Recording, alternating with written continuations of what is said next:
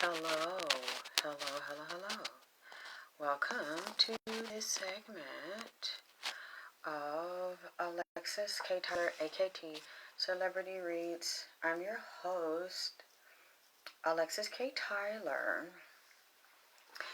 and I'm gonna do like a brief read. I don't know, sure, my phone's tripping. Okay, so I don't know how much time I have to do a reading. I'm gonna touch on several things lightly because my phone doesn't hold as long. So thank you for loving me and supporting me.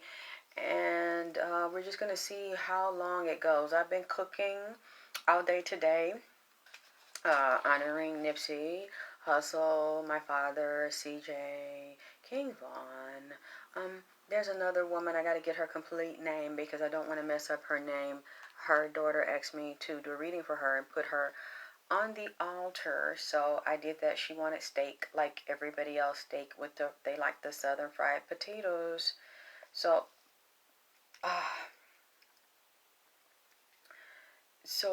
that's what I did, and I made some dessert, which is so good. I have to watch myself so I don't eat as much. I try not to eat so many sweets, but I love them, especially when I cook them for Nipsey. And hold on, let me get my book. Everybody likes pretty much the same things, and Nipsey is very demanding, a very demanding Leo, very detailed. So he will ask me for something, and then he will give me the exact details on how it's supposed to be done. And if I don't do it the way he wants me to do it, then I will have a problem. So he gave me something new tonight, and it's absolutely delicious. I've had something like this, like a Greek salad. It gives you that Greek kind of Mediterranean kind of African feel to it, with the feta cheese, the peppers, tomatoes, red onions, and I had to make it. I hadn't had it in a while, and it was absolutely delicious. And so it's on the altar now. I made a video earlier and I uploaded it to YouTube. I uploaded it to Facebook. Hold on, let me get my gloves just in case I light some blue sage for him. And I already burnt my hand a little bit cooking, going in and out of the oven. Oh, this is another jumper, in case you want to see it. Oh, make sure my little top don't pop out. I know you like my jumpers. Isn't that cute? I don't know if you can see it. It's like really, really cute. And Nipsey likes the jumpers. So I got it. Oh, shall I just be, because he'd be like, take off your bra. And he want me to sit, do a jumper. I'm like, Nipsey, why do I have to take off my bra? He's like, take the bra off and put the jumper on without the bra. So he's making me feel really young and daring. Hold on. Hold on.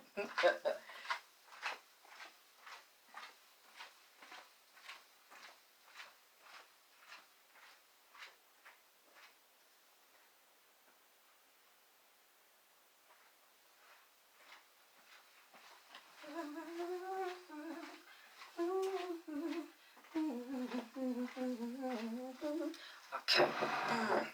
So I don't need any more burns. Okay, just in case we do. I'm not gonna get ready to burn them right now, but just in case I do.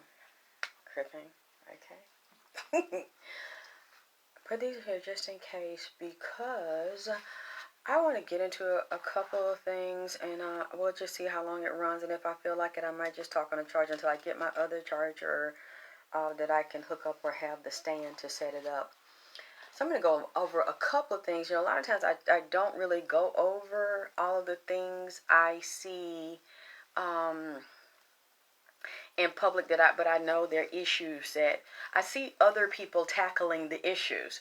So that's why I don't always get into them if someone else is addressing like what is going on or things that affect us with sex and love and relationships. It's a couple of things that one thing really touched my heart and that I want to get into. Kirk Franklin and his son. So I'm going to briefly address a couple. Oh, the energy's really strong. Hi, baby. Yeah, and then I'm going to get into something about Nipsey that really bothers me, so I probably have to come back. I won't have a lot of time to hit everything. Hey, Monica. Oh, you said Goddess of the South Sea energy. Oh, thank you. Oh boy, it almost broke my heart because I know how Kirk Franklin's son feels. He's like 33. And a lot of the other celebrities, Ricky Smiley, he mentioned on the phone call, if I heard correctly, he said T.D. Jakes was counseling him and his father, Kirk Franklin. And you can hear, he uploaded last week of Kirk Franklin cussing him out like a dog. And then Kirk Franklin said he strategically put the call there that he wanted there to make it look like he was the victim. But he's 33 years old. He's grown. He needs to stop wanting to be around his father. And it was so it hurt me so much because I know what that feels like to actually have your parent not like you. You can tell that Kirk Franklin does not like his son and does not want to have anything to do with his son. But let me first give my disclaimer. I am a psychic medium. I also read tarot. My interpretations, my opinions are for entertainment purposes only. I speak to the physically dead yet still alive. I pass their messages, but I also do spiritual readings on celebrities and other people who are physically, alive. And, these are for entertainment purposes only. I don't know these people. I don't claim to know them or have ever met them. I say what I say because of my spiritual and psychic impressions and what I feel and hear in the spirit. Okay, so let me finish the little bit, because I didn't do a full reading on him. It's like these sequins kind of tangled my hair up. So I brought this down to kind of comb it. Okay, so it won't get all matted up and be hard to take the suit off because of the hair. It broke my heart because I'm one of those children who my mother did not let me see my father and basically dumped me with my grandmother, and everywhere else she could dump me and she really didn't care what happened to me and let people abuse me, and would always introduce me as a rape baby. That's what I thought I was as a younger, a little girl. And then even as a teenager, and then I became very popular and an internet sensation when I started my show 2006 at Public Access, and then people started putting me on the internet. That was when YouTube just came out, like 2006, 2007, and made me viral, and everybody was talking about it. And I never introduced myself as Jackie Wilson's daughter. I didn't want people to know that. And then as time went on, I would tell a few people, and then they started kind of whispering it around. And at first I did say that, because that's all I knew. But then I started to realize my mother was a very narcissistic, sadistic, sociopath slash psychopath, just a disgusting human being. And she's one of those types of women you fucking a nigga. Especially niggas popular, a star, good looking, talented, famous. You want to be with them, so you think you're going to fuck them and suck their dick or get pregnant by them, and they're going to marry you. Even if they're already married, they're going to drop everybody for you and divorce. And then if they don't, you're willing to try to destroy the person if you cannot physically attack them. So many times they get spiritually attacked, psychically attacked, get death spells put towards them, because the entertainment, as a lot of you all see now, is very sadistic, very satanic, and it's very occult. You're not going to get into the industry without either being subjected to and being enslaved by and a victim of the occult under a con slash tract, or being the aggressor, the abuser, the trickster, and signing people, abusing people in and bringing them under a oath through sexual bondage, degradation, and humiliation, and then take their money, basically put them under a debt credit system. One way or the other, that's who controls that system. It's a very satanic Luciferian system. You don't believe me? Then just go research it or talk to people that are in it, that are willing to tell you, or the things they went through. I was surprised even the rapper Quando Rondo, who had the fight with King Von and watched his cousin Lil Tim shoot and murder King Von. He just released a song, Quando Rondo, talking about the industry, how you have to kill your brother or get fucked in the ass. Okay, so as time went on, I started to become aware of people, talk to people in the industry, and then people said, hey, she looks just like Jackie Wilson. And then they started reaching out to me, hey, I know your sister. Hey, I know your brother. Hey, I know Jackie. And we started to talk, and I started to tell them what was told to me. And actually, my brother Bobby found me, and I started telling him what was said. And then I told my mother, my brother found me, and we looked a lot alike. And we had a lot of the same abusive background, abandonment background. And I told him what she said, and he was like, "Sis, I don't really think that Dad did that," because he started telling me things, and I talked to other people that actually knew my father, women that actually knew my father. So I went out with my mother, and she brought it up again. "Oh, I met this other lady, and I told her what happened to me." And I was tired every time. You all don't know, unless you've been through this, you don't know what that feels like to know your own parent, your mother or your father, doesn't like you. Makes it clear and tells everybody they don't like you from the time you're born, and dumps you everywhere. Basically shows they don't like you. And then introduce you in a derogatory, very insulting way, as if your life, letting you know and letting other people know that your life means nothing to them. And that's how she would introduce me. "Oh yeah, she's a rape baby. That's how I got pregnant with her, because I was right. I didn't want her. I should have got an abortion." And so she said it to me the last time. She introduced, it was a guy that was a friend of mine, and we would hang out together. He invited. He said, "I want to meet your mother." She told him that about me, and she only knew him 5 minutes. And she was like, and then I would hear like her friends when she would say that, oh yeah, he raped me, but, and then they would then bow down to her. "Oh my God, you fucked Jackie Wilson, like you fucked a superstar. Oh my God." So it's hi Ishmael. So it's something great about you. It's something special about you. So she is a very narcissistic person. Just like narcissists do. They always put everyone else down, or they degrade other people around them to step on them and stand above them to feel superior. But then they'll say they're always the victim. Someone always did something to them. And then they do it to their children. They violate the children. But a lot of times when narcissists say shit, it be fucking lies. And they'll say one thing to you and in front of you, and then say something else behind your back. That's what I'm telling you. If you ever deal with someone, I don't care if it's your mother, your father, your lover, girlfriend, boyfriend, whoever. When you're a friend of theirs and you hang around, because usually they're not a friend of yours, you're a friend of theirs, okay? You hang around them and you're by yourself. They act like they love you. You're so nice. But then when you get around them and you come to their house with their friends, or you come to wherever they are with their friends, and everybody treats you kind of fucked up, or they don't talk to you, or they're isolating themselves from you, even though in the room the only person talking to you is the person that you're friends with, it's because they done said some real fucked up shit about you, and they're jealous of you, they're threatened of you, they're intimidated by you, and they don't want their friends to like you because they feel secretly inside it's something about you that's more bigger than them, more brilliant than them, even though they know you don't know it because you wouldn't be fucking with them. So they'll tell them people, "You ain't shit," "Oh, watch your nigga around her," "Oh, she's a whore." And I've been hearing that since I was 5. Okay, so I don't even know what it was. So I couldn't be that because I was hearing it as a child. And a lot of other people have said that about me, but also said it about other people. And when you look up to that person so much and you believe what they say, you don't even get to know the person they're saying it about or investigate what they're saying, because usually it's not true. But yet you still see them fucking with the person, but they talk to the person by themselves.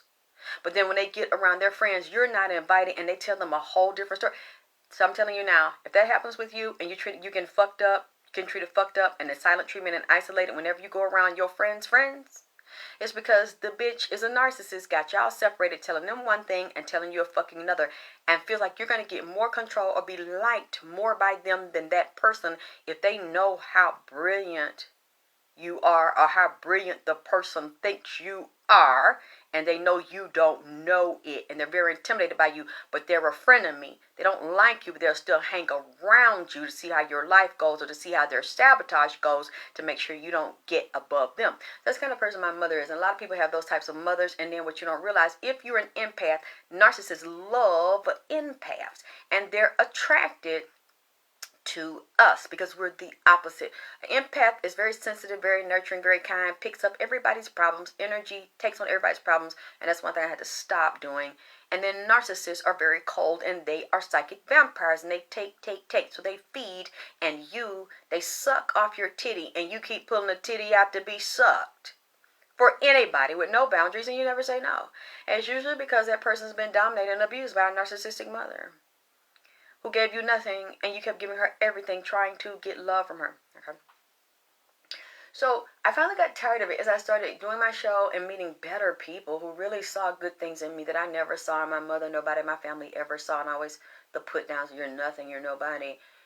And one night she said it again. I said, you know what? I've been talking to people in the industry and I've been talking to entertainment lawyers. I tell you what, since I have a platform, I'm very popular now. Why don't you come on my show, tell your story, how my father raped you, and then we'll speak to a lawyer, and then I want you to take a lie detector test. And let's see how you fare with the lie detector test. I want you to write out this statement legally, and then we go on television and we show them your test. You tell your whole story, and we actually file a lawsuit against his estate. Not because I wanted to hurt my father or really sue my father,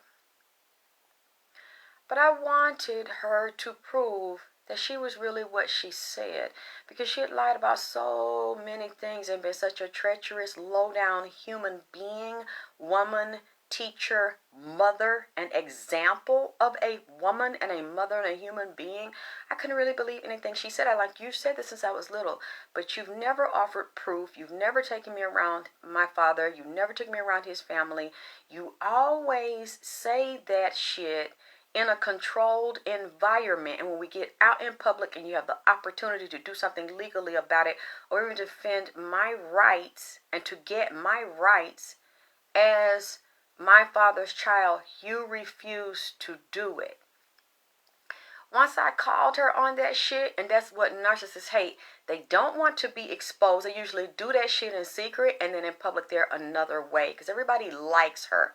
And she's very pleasant and charming and delightful and very helpful, but she's usually, when narcissists never tell you no, and they always help you, and they help your children, and they buy groceries.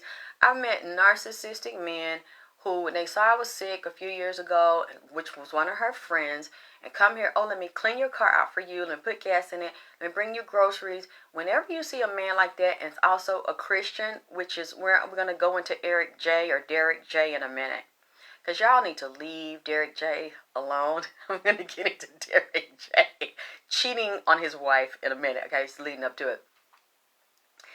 That's why I don't really fuck with niggas in the church, and I don't trust niggas in the church, because most of them are religious / torn / narcissistic / closet freaks, and they balls is real tight and sore and bagged up with calm, and they usually are not very happy in their relationships. They pretend to be something that they're not, okay? And it's not their fault completely, because I don't completely blame Derrick J. That's why I say y'all need to leave Derrick J. alone. I see all the women jumping on Derrick J. Y'all need to leave Derrick J. alone. Leave my dog alone. I'm going to get into it in a minute. So when she would not do that, and I saw the manipulation and the game she would use for sympathy and power and control, I saw that the men, most of the preachers in churches, not all of them, a lot of the female preachers and evangelists are very narcissistic, and so are the men.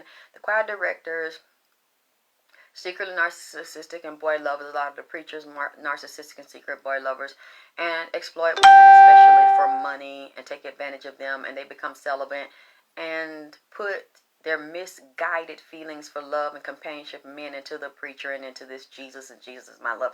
I mean, this shit is real twisted and crazy, but they think it's normal. I'm not judging or criticizing it. I lived it, okay?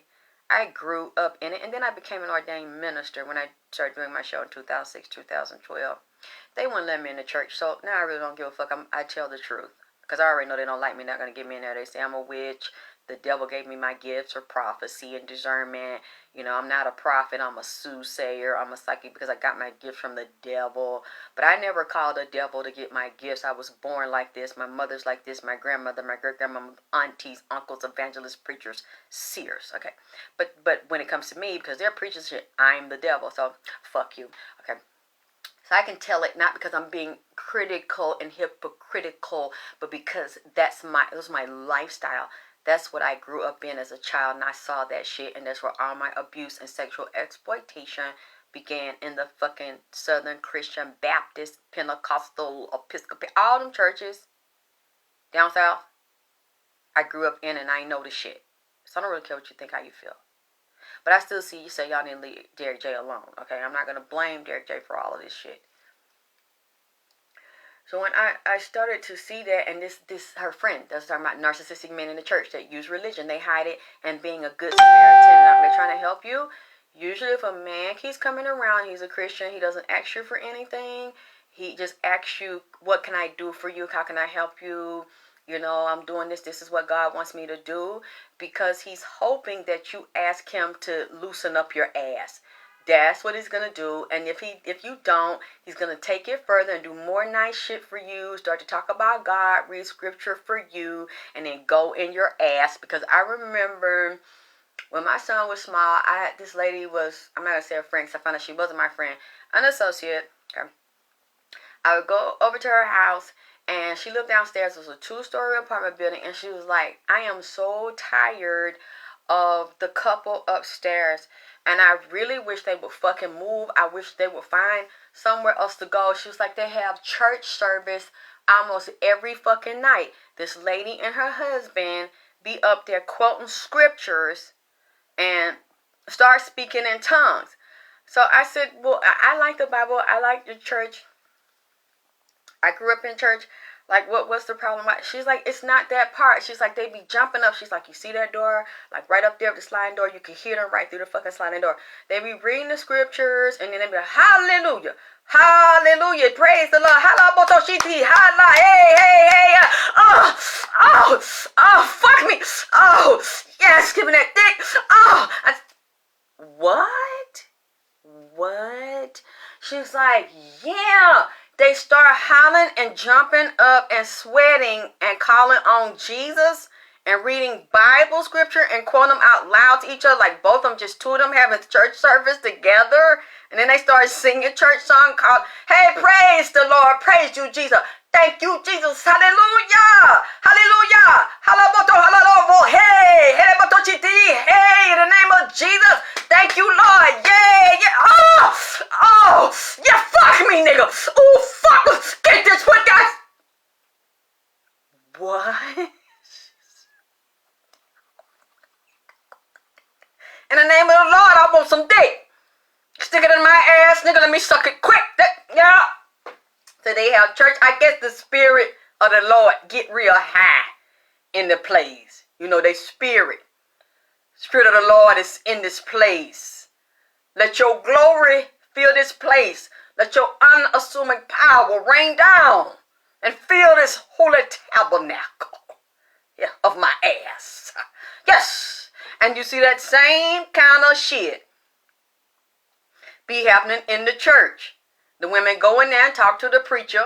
He married, he weak, she got a fat ass by herself, ain't married, and been abused all her fucking life and really trying to get spiritual guidance and leadership. And then he get his dick hard and lead up the ship up in our ass. And she bending over getting fucked down there in the preacher's office over the motherfucking mahogany desks with the Bible laid over. The Lord is my shepherd. I see what I want. You know. And I'm fucking these hoes. And pimping, because the bitch giving me a check to do this. I'm giving her counseling. See, it's a part of my service. That's a part of my duty to spank this booty. See, that's why I don't fuck with them. So it's like now these people, oh, Derrick J ain't shit. Is that what his name? I've seen him a couple of times, but I don't watch him.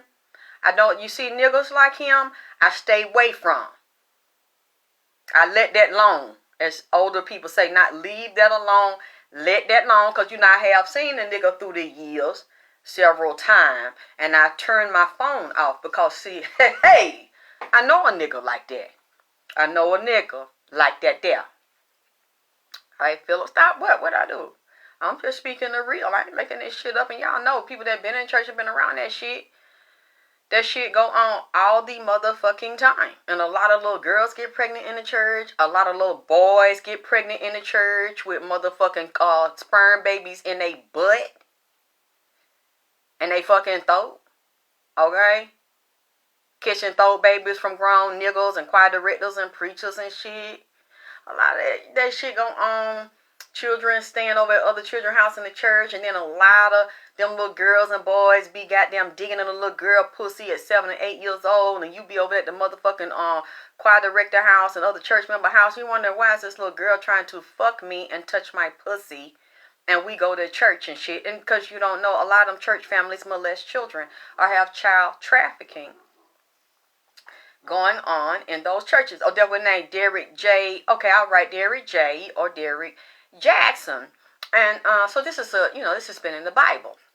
Okay, this is really nothing new, and people don't want to accept this. But when I sing the nigga, you know what I'm saying, and then the girl, I don't know what he did to Tasha K to piss her off, but she clearly said, "I'm gonna get his ass as soon as I get the chance." She held on to that shit and got that ass, and put that shit on blast a couple of nights ago. I don't know. I think they say he called her a narcissist. I don't know what it was about, but he called her a narcissist, and basically that's what he is. Most religious people, most men in power, they want the power, and then when they get the power, God tests them or life tests them because their ego always gets in the way and their dick gets in the way, and they always get away from whatever principles they claim they stand and represent when they fall victim to their ego and the lust of the flesh. Now, I will say that issue I see, but I don't think Derrick J is a bad person. I think he's also a man. And he's a human being. Yes, it would help if they would admit they have weaknesses and flaws in them, especially if they're going to get married. I think they should not get married. Men like that should not get married where you're in a position where you're a famous person, you're a public figure, you're a counselor, you're a teacher, you're a therapist, you're a preacher, you're a healer, you're a lawyer, you're a doctor, a rapper, a singer, anybody that's high profile, and a lot of people can see you because a lot of women are going to be drawn to you. And a man should not get in a Christian type monogamous marriage if he knows that he has issues with himself, issues with being faithful to one woman, and issues with his sexuality, or liking to have sex with several women. It should be a polygamous, open relationship, or he should not get married at all. It's very unfair. That's the only thing that I think he's done wrong here. Why do I say that's the only thing, hey Jonelle, Peace King, that I say he's done wrong? Well, because the women knew he was married. The only one who was done wrong that he was not honest with was his wife at the time. Now, I don't know. I think this might have happened with him and his wife before. He might have cheated on his wife before, and they might have worked through that, but now he's done it again. I don't think she knew all the times, and the women are saying they came to his house and sucked his dick in his house, in his wife's bed, but you knew it was his wife's bed because that's what you told Tasha K, and that's what you're telling other people, that you were fucking a married man. So that means y'all women ain't shit either, and y'all coveting, y'all are jealous of his wife, and y'all want what belongs to his wife. Now, as I said earlier, I don't know why he committed to his wife, but it's clearly a lot of miserable black women out here. And from what I see, he picked very psychologically developed and very high degreed women, very educated women. I think they said one was a doctor, so I don't know if that's a PhD doctor or a medical doctor, but these are educated, very sharp, very smart, have their own money, very attractive women, okay? These are not people he drove to the hood and picked up. And a lot of these women, well, they're not married. They're single. Some of them might be single mothers. A couple said he made them have abortions. Okay. I don't blame him for that. I blame them. Because you already know that this man has a problem. He's a man that has some flaws, some weaknesses, probably from childhood somewhere, that he has not addressed. You all watch him. I know he's a hypocrite. I know he's contradictory. I think he's two or three people maybe. He says one thing and then he does another. He gives great advice. I've watched him a couple of times. over the years. What he says sounds very good and it makes sense. The women, instead of taking this man's advice, even if, and I'm just being the devil's advocate here, and I know a lot of women are not going to like what I am saying, even if he comes on to you or something, as a grown woman, very intelligent, and supposed to be a woman of God and spiritual, and you know this man is married, so that shows you this man has some kind of weakness, some kind of problem, some type of deficiency somewhere within himself. And he's looking to fulfill that through sexual contracts, sexual, spiritual agreements and arrangements, hooking up with other spirits outside of the marital bedroom of the God contract and agreement that he made before other people in his ministry and in his church with his wife. He's now doing that with other women, or trying to connect. And you all are supposed to be spiritual, God-fearing women who want to do the right thing, who are working on yourself with your education, your look, your money, and all these things. You all already know it, because a man's publicly saying he's married, and you see that he's letting you know, I'm reaching out to you on a lower level. I'm talking to you with my head, my eyes, and mouth, because he's quite slick, okay? He's quite charming, he's smooth. But I'm talking to you here because since I'm already married, and I didn't tell you I'm going to leave my wife, I didn't tell her that, I'm not trying to do that, but I'm letting you know I'm having some issues because I'm not in a polygamous relationship. I committed to a monogamous relationship, but within the confines of that relationship, I am committing deceit and treachery, another part of me that's unhealed or wounded or wanting to play kind of borderline narcissistic and egotistical, and y'all throwing the pussy to me, you throwing the coochie to me, I know you want to fuck me, and that part of me want to fuck you too. So I'm starting high with you on the video, but now certain of you I'm picking out, and y'all feeling me back and throwing it back to me psychologically, mentally, and subliminally in your little messages and things. So now I want to go low, pussy to dick conversation. And instead of y'all saying, you know what, I admire you, I respect you, I love your information, I will keep supporting you and getting information by your books or tools, whatever, but I don't want to go there with you. I don't think this is appropriate. Aren't you married, or is there some issue going on? I understand that if you need my assistance to talk to you, but I'm not going to take this low with you. I'm not going to have a low conversation with you. Okay. Not only did these educated women not cut this man off, they then engaged the lower side of him. Okay. The sick side of him, the side that has issues, and the side that is human, the side that is a man that has weaknesses from beautiful women, and all these women throwing their pussy and ass and titties in this man's face and hitting him in the inbox. And he's sitting there, the girl, and then they fuck him in his wife's bed. They're jealous of his wife. They're jealous of her life. They're jealous of what she has. And black women are so cruel and condescending to each other. Black women have no respect for each other, and they will fuck your man in a minute. And just like Oprah said a long time ago, a lot of people can't be your friend if they want to be you and they want your life. They wanted this lady's life. They're envious of this lady's life because you want what she has, and you want to be her and take her place. And that's the most disgusting, sickest thing for another woman to do. You knew he was married. You knew that was their home. You knew that that was that woman's bed. And you went in there and sucked him off and got all kind of throat babies and let him fuck you in your ass and pussy in another woman's bed. And then you wanted the outcome to be favorable for you and unfavorable for her. You're better, you're above her. You really think you are a righteous person, and now they're going forward, telling everybody and telling the world they're the victims. But you were victimizing this woman while her husband was in some part of himself victimizing the wounded victim part of you. And you allowed him to engage the wounded little girl part of you by the wounded narcissistic little boy part of him that has something empty and fulfilled within himself, and it's not his wife's fault, okay? So you're trying to blame it on her, but you're in there fucking and sucking him. And they said several women, you thought you were the only one. If he did it to his wife, he'll do it to you. He was doing that looking for something, looking for a rush and a thrill through the orgasm of his nuts and his dick. Going low to try to go high, to feel something within his mind and his heart and his soul, a deep wound There's no telling how old, probably from childhood, very old.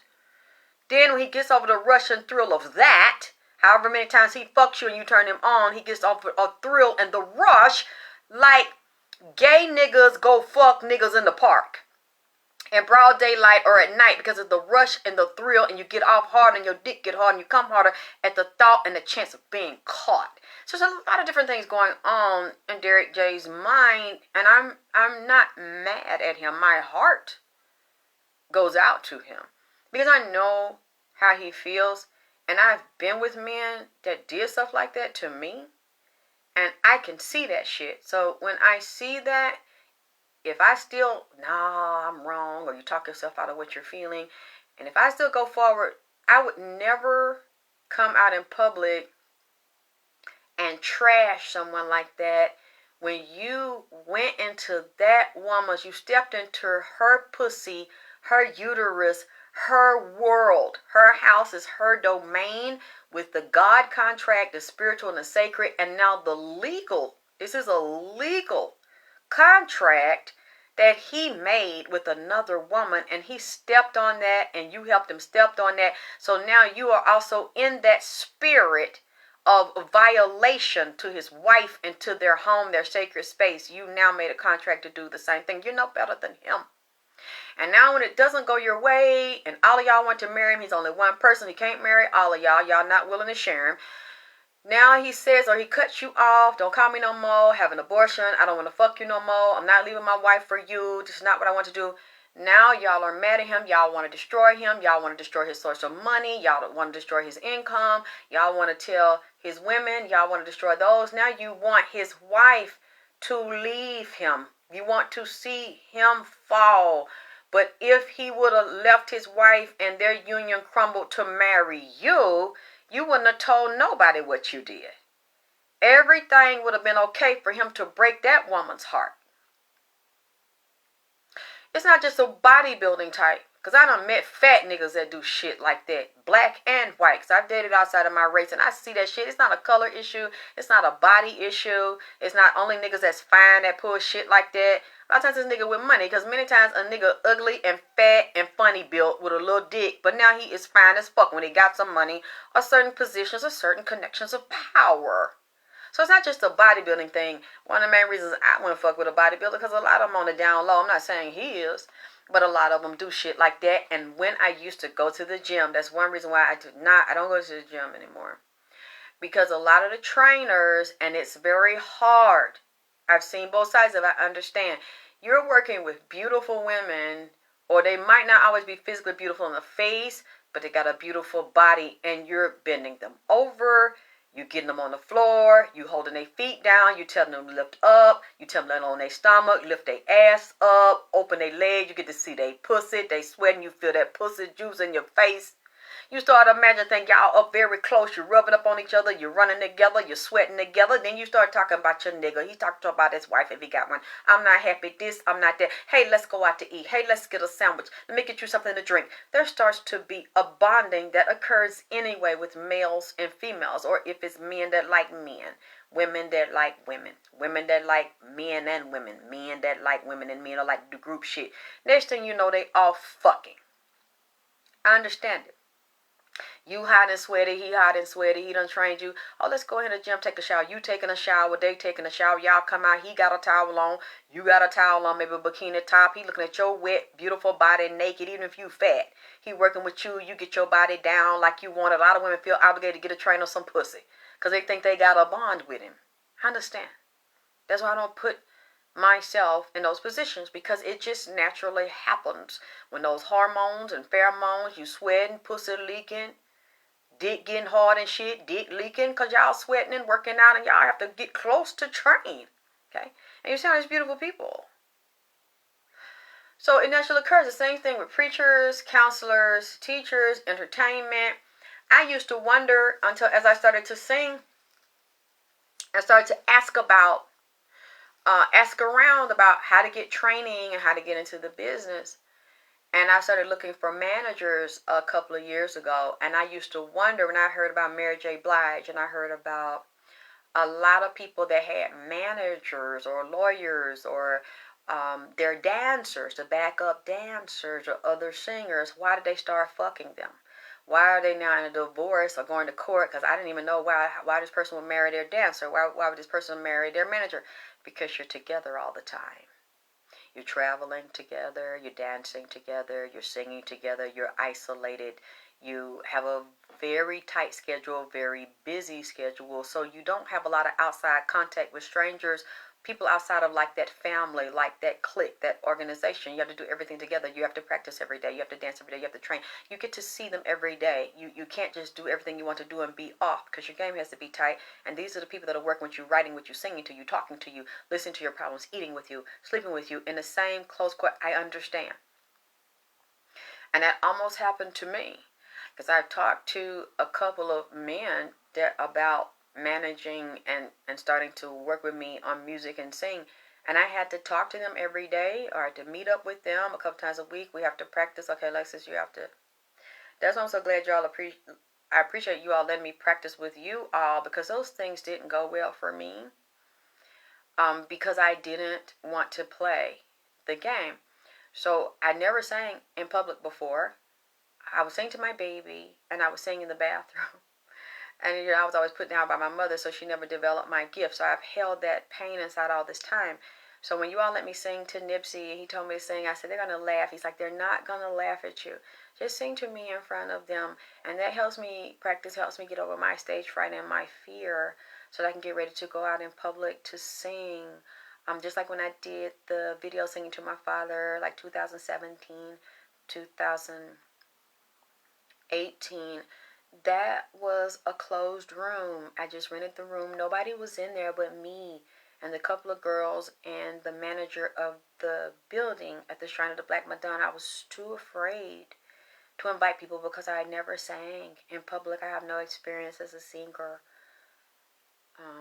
And then always having people around me, my mother and other people, even men in my life, to talk me down, and you can't do it, and who wants to listen to you, and who's going to help you? I'm not going to help you. I'm not going to help you train or none of that. Let that shit go. If you didn't do that when you were little, then let it go. And I realized that it wasn't that I couldn't do it. I never knew that I could do it because of all the put downs. And it wasn't that these people didn't believe in me. You have to realize a lot of people are afraid that if they help you see your destiny and who you are and become what you're supposed to be, they're afraid that you're going to leave them. So even if they have to cripple you, break your leg, destroy you, and make you live so low beneath your means until you're nothing, that makes them feel safe that you'll never go anywhere as long as you're handicapped. And in order for somebody to keep you, and they have to keep your leg broken and keep you broken psychologically and use the wounds that you told them about when you were little and every other relationship that you were abused and abandoned, they'd rather see you suffer and fail than to become big and to shine, because they don't believe, and that's how narcissists are, that you can shine and be healthy and beautiful and still want them, still be with them. So when people do that, it's very difficult to not feel pain and to not hate their guts. But it's a waste of energy. Sure, you go through that and the pain and the grieving of it. But then to rise like I did and learn about vagina power, because I learned about vagina power through vagina pain. Because what I'm saying to you, I've said to myself. And I had to talk myself through these things and analyze and rationalize these things. So when I see it now, even if I don't like it and I don't want to accept that this person doesn't like me, this person's not my friend, this is a fake bitch who's pretending because they want something or to try to get close to me, to use me or set me up in some way, I'm sorry, accept that that's just what it is. I learn from that, and then I cut that person off and I keep it moving. Even family members, and I'm really much happier in my life that I finally did that. So when you all that like it, I understand there's a lot of people that are not going to like you, they're not going to like your talent, they're not going to like your voice, they don't even feel like you have a voice or that you have talent. That's fine. I'm just glad that, because everybody's not going to like you or what you do. That's okay. You just get the group that does and that supports you in what you do. So I'm glad I found a group of you that do like my beginner's voice, because I'm a beginner. And I'm okay with that. I know that. And so I just sit here and you all help me to get the courage to just sing a cappella. And not worry if I make a mistake or not. I just sing. And so that I don't have that problem. Like, oh, you're so perfect, you can't mess up. And then when you mess up, you're devastated. No, that's normal. Professionals mess up too. And I just want to get so comfortable being in my own skin, because this is my little girl part of me that I'm healing, that will always sing in the mirror. And I always sing at my grandmother's house when I was 7 and 8. And people would tell me to shut up. Oh, you can't sing. And it wasn't men, it was women. Shut up. And they were grown too, and would put me down as a little girl. I want to sing, I want to dance. Go sit, go in the corner somewhere. Go shut up, go sit down. Sit up, knucklehead, whatever. And now, before I physically die, I'm glad Nipsey and you all made me, while I'm healing him, also heal myself. Because to sing to him, I had to get the courage to use my voice and to believe that it would be healing to someone, even if I didn't feel like it was where it needed to be. And he would say, sing and sing and sing. And so every day I sing to him. He's like, sing this song, sing that song. No. Okay, that part there, start over. Okay, but do it this way, do it that way. And I do it, and then he's like, okay, see what they say. And then y'all didn't laugh. I thought y'all gonna laugh. And y'all encouraging me, and I'm just sitting there like a fool, lighting the jig. And y'all just like, yeah.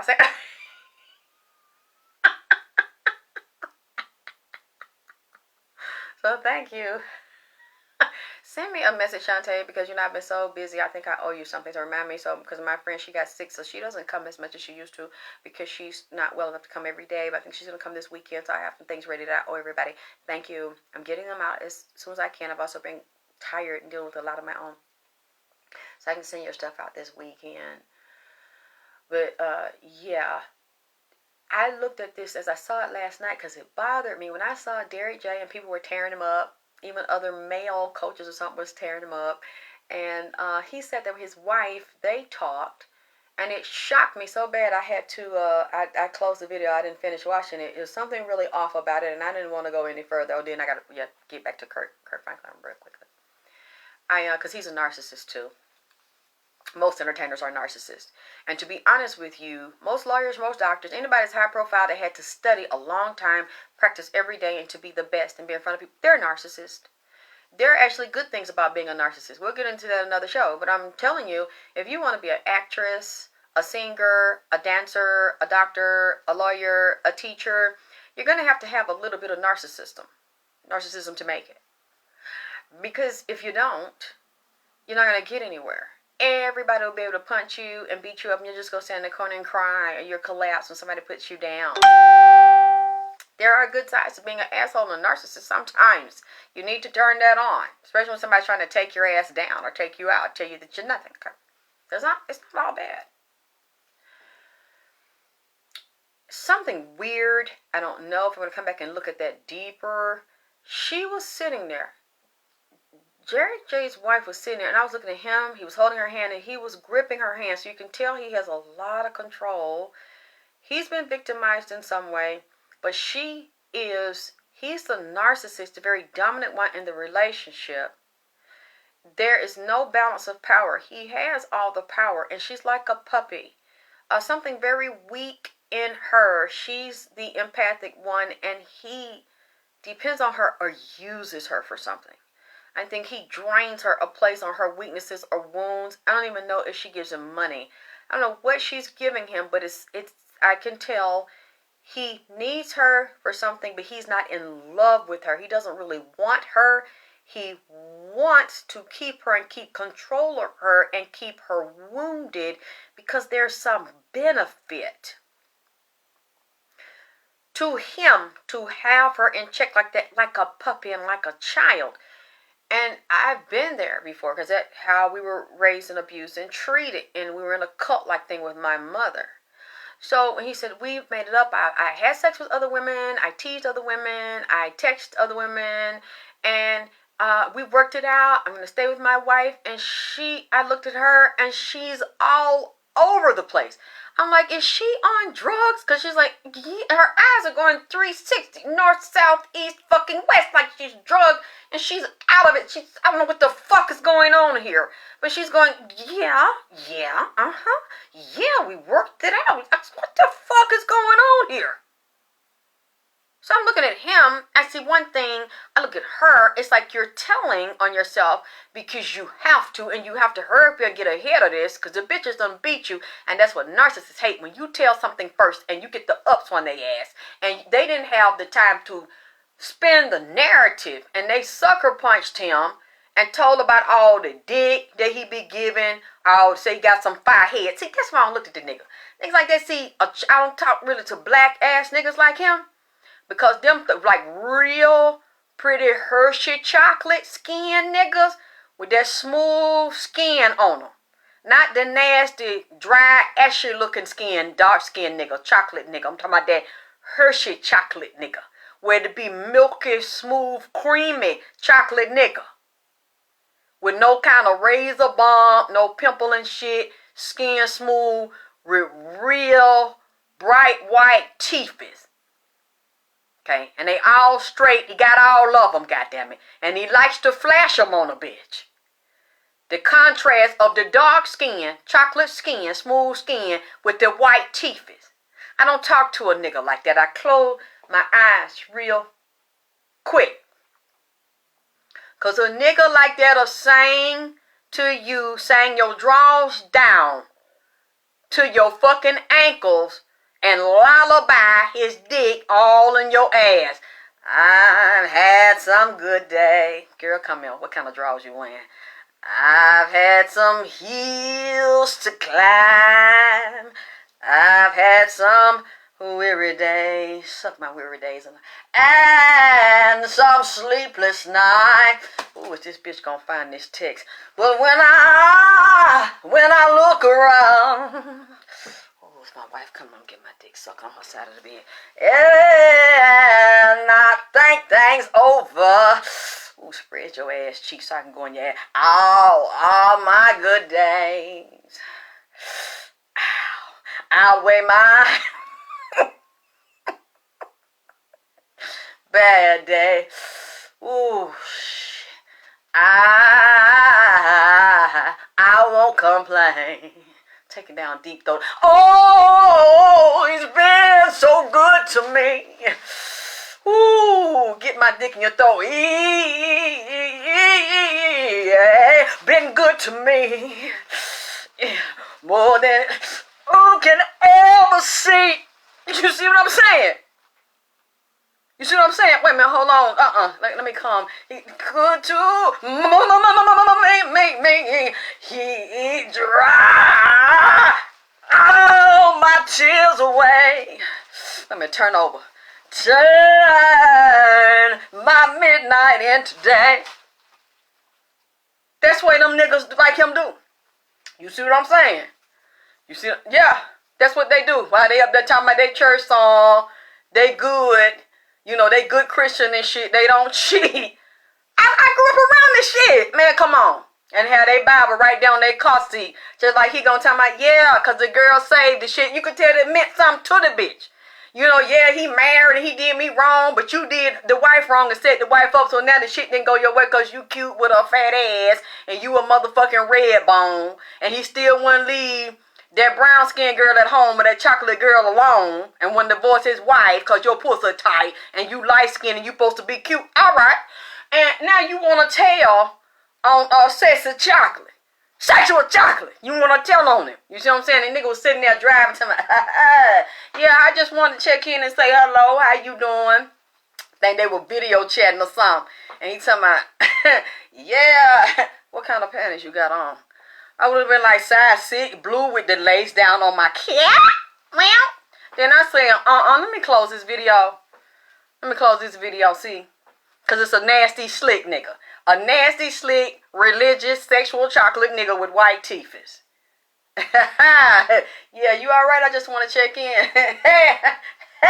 What kind of panties you got on? Oh, they lace in the middle, and there's a thong in the middle going through the crack of my ass with the laying down. See the bitch, see a nigga talking to you like that, looking at that. Next thing you be knowing, I don't want to do that. You know, I thought we were just friends. Then you done told the nigga what kind. You tell the nigga what kind of drawers you got on, and next thing you know, you taking booty shots, and I ain't gonna do that. He married after nigga time.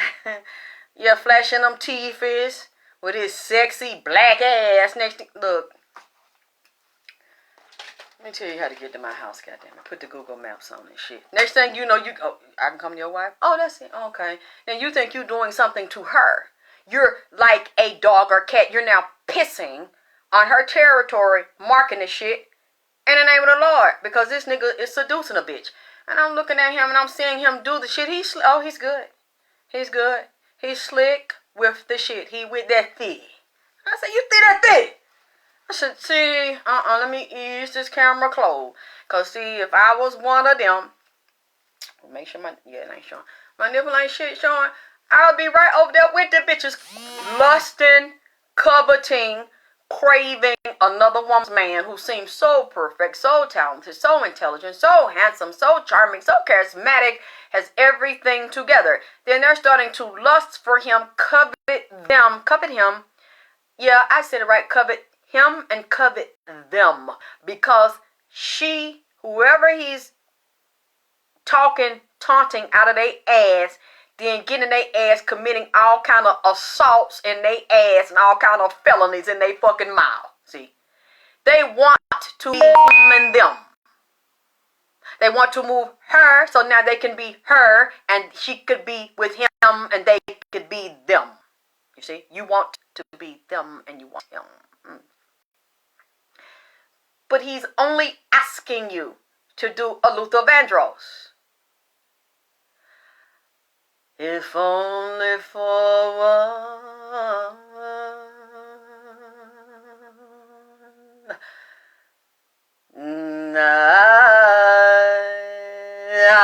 That's all the nigga asking you. You can't even see the nigga ain't trying to cope. As we out here courting, trying to cope. He just want to do a Luther Vandross. Skeet and beat. Hook up, tell you cute, what color your panties dear. Is you wearing them? Let me see it, bend over, let me see it. If you're looking for a trick, I got this dick I wanna be. See, that's what they say he said. That's what he said. And he told you he was married. And then you see me in the street, a shop that you know me. Now he don't know you. See. And y'all, as intelligent, that's why I don't feel sorry for him. As intelligent as these women are that he picked to do this with, now y'all misunderstood that he wanted to assault your throat and your jaws. His dick in your throat and his balls in your jaws and his nuts in your butt. That's why he asked you, bitch, what kind of panties you wear? Do you wear panties? Because when somebody starts talking down low to you like that, I want to unloosen your pussy. I want to, bitch, look. I told you I was married. You know I'm a public figure. You know who I am. You know where I be. You know what I do. I asked you to come over my house, my woman not here, and put all this dick in your mouth in me and my wife's house. Eat this meat. Let me beat you in your ass until it's skeet, and so until we meet again. Let me put my nuts on your chinny chin chin. That's what I mean. He told you, and then you meet him, and you sneak up on the tree. KISSING. Let him put his nuts in your butt. See, and then now you was a slut. You a cum drinking slut, and now you want to tell and say this man is going to hell. See, I don't understand. Did he not give you what you want? He gave you what you want. He told you what, bitch, look, now, then y'all start trying to talk about that other shit. Well, is you gonna tell your wife? Well, is you leave? Look, bitch, ain't nobody called you over here for that. I told you that I wanted a meeting in the bedroom, and I want to screw. I want to assault you in your mouth in my wife's bed and howl. That's what I want to do. I want to assault you in your asshole. You get my nuts real big and tight and skeet while my dick is swole. I'm fixing your pussy, bitch. If you got some drawers on, bitch, what kind? And bitches, they easy access, bitch. Pull them fuckers down or pull them bitches to the fucking side, bitch. That's all I ask you. A nigga don't know you, nigga ain't spent no money on you, nigga ain't took you nowhere, nigga don't know you were married, nigga ain't got unmarried, nigga ain't got separated or goddamn got divorced, and he asking you what kind of drawers you wear. Look, bitch, fuck all the dumb shit, goddammit. I'm out of order, and I'm asking you to entertain the part of me that's out of order that ain't motherfucking right, bitch. Can we get freaky tonight, goddammit? And to make it even my adrenaline rush and make my dick harder and get more calm built up for me to shoot off, I'm gonna fuck you on my wife's side of the bed, goddammit. Cause that's the kind of shit I do when I feel dead and numb inside. I gotta get an adrenaline rush because something inside of me is empty and wounded, and my wife is not my spirit mate, my soul mate, and I'm not hers. I'm in this for some other shit that I don't want to face, that I don't want to do it. That's how it looks to me. And y'all just as fucked up as him. Because y'all engaged that man at the lowest point of himself that is wounded. As far as I'm concerned, you're playing the same game that he's playing. He's playing on his wife. He's playing on you. You're trying to play on him, and you're playing on the wife too. There's 3 of y'all, and all of y'all are assaulting each other in some way with the wounded parts of yourselves playing on each other, and now you're the victim. Everybody's the victim here of Derrick J. The women on the side is victims. The wife is a victim, but now you're mad at the wife because she says, yes, I know he did this. Yes, he told me, and I'm not leaving him. Oh, this is some bullshit. Really? So why is it bullshit that she doesn't want to let him go and that he doesn't want to not only accept responsibility for cheating, but saying, I'm not going to leave my wife. I want to work this out. I acknowledge I'm fucked up. I know it was fucked up. And if she's willing to forgive me and I'll stay with her and work through it, then I'll tell the world, and I'm telling her in front of the world, and I'll deal with her in private with this as well. And now y'all are mad at him. But what are you really mad about? Are you mad she didn't leave? Are you mad because she didn't leave and then he didn't go get with you? Like I said, I'm not saying I would never want to be treated like that, but because I've been there and I was wounded and very deeply wounded and looking for something and thinking I'm going to replace I want what she got and he gets with me. I'm going to have what she has and more. He ain't going to treat you no better than he treats her because he's still wounded. And if he got you in a wound, he's going to do it to you with someone else. But you think you're better because you look better than her. You think you're cuter than her. Your ass is fatter than hers. And that's why he did it, because of the way she looked. As the saying goes, show me a pretty woman and I'll show you a nigga that's tired of fucking her. That by itself is not going to keep no man. That'll attract him, but good sex and because you know how to fucking do handstands and suck dick with no hand, that is not going to make a nigga fall in love with you. Plenty of women can learn to do that shit. But when you are someone's soulmate, you can't buy that, you can't trade that, you can't sell that. When you complete one half of him and you all become whole and you're his spirit mate and he's your spirit mate and he completes you, you complete him, you don't have to be that cute. Because whatever it is you need to fix, he'll help you fix that because it's internal. Your looks will never attract a man and make him fall in love with you and make him stay with you and make him never leave. That is not enough. There are pretty women everywhere. And if that's all it takes, he'll never be faithful to you or anyone else. And I looked at that woman. It was something very childlike and sweet and innocent about that lady. I felt so sorry for her. When I saw him holding her hand and grabbing her hand, it was the way he grabbed her hand, the way he squeezed her that looked to me, this was a dominant warrior fighting position to dominate and have power over this lady and to control her and not lose her, to keep her in the position she's in and keep her as his wife. Not for love, it's for something else. It's for domination, power, and control, and to keep his status. I don't know, because like I said, I don't follow him. I haven't deeply read this to know why I'm getting that. It's something, you're not going to upstage him. You're not going to destroy his life, because narcissists tell you when it begins, and narcissists tell you when it ends. You don't fuck up their life. They can fuck up yours.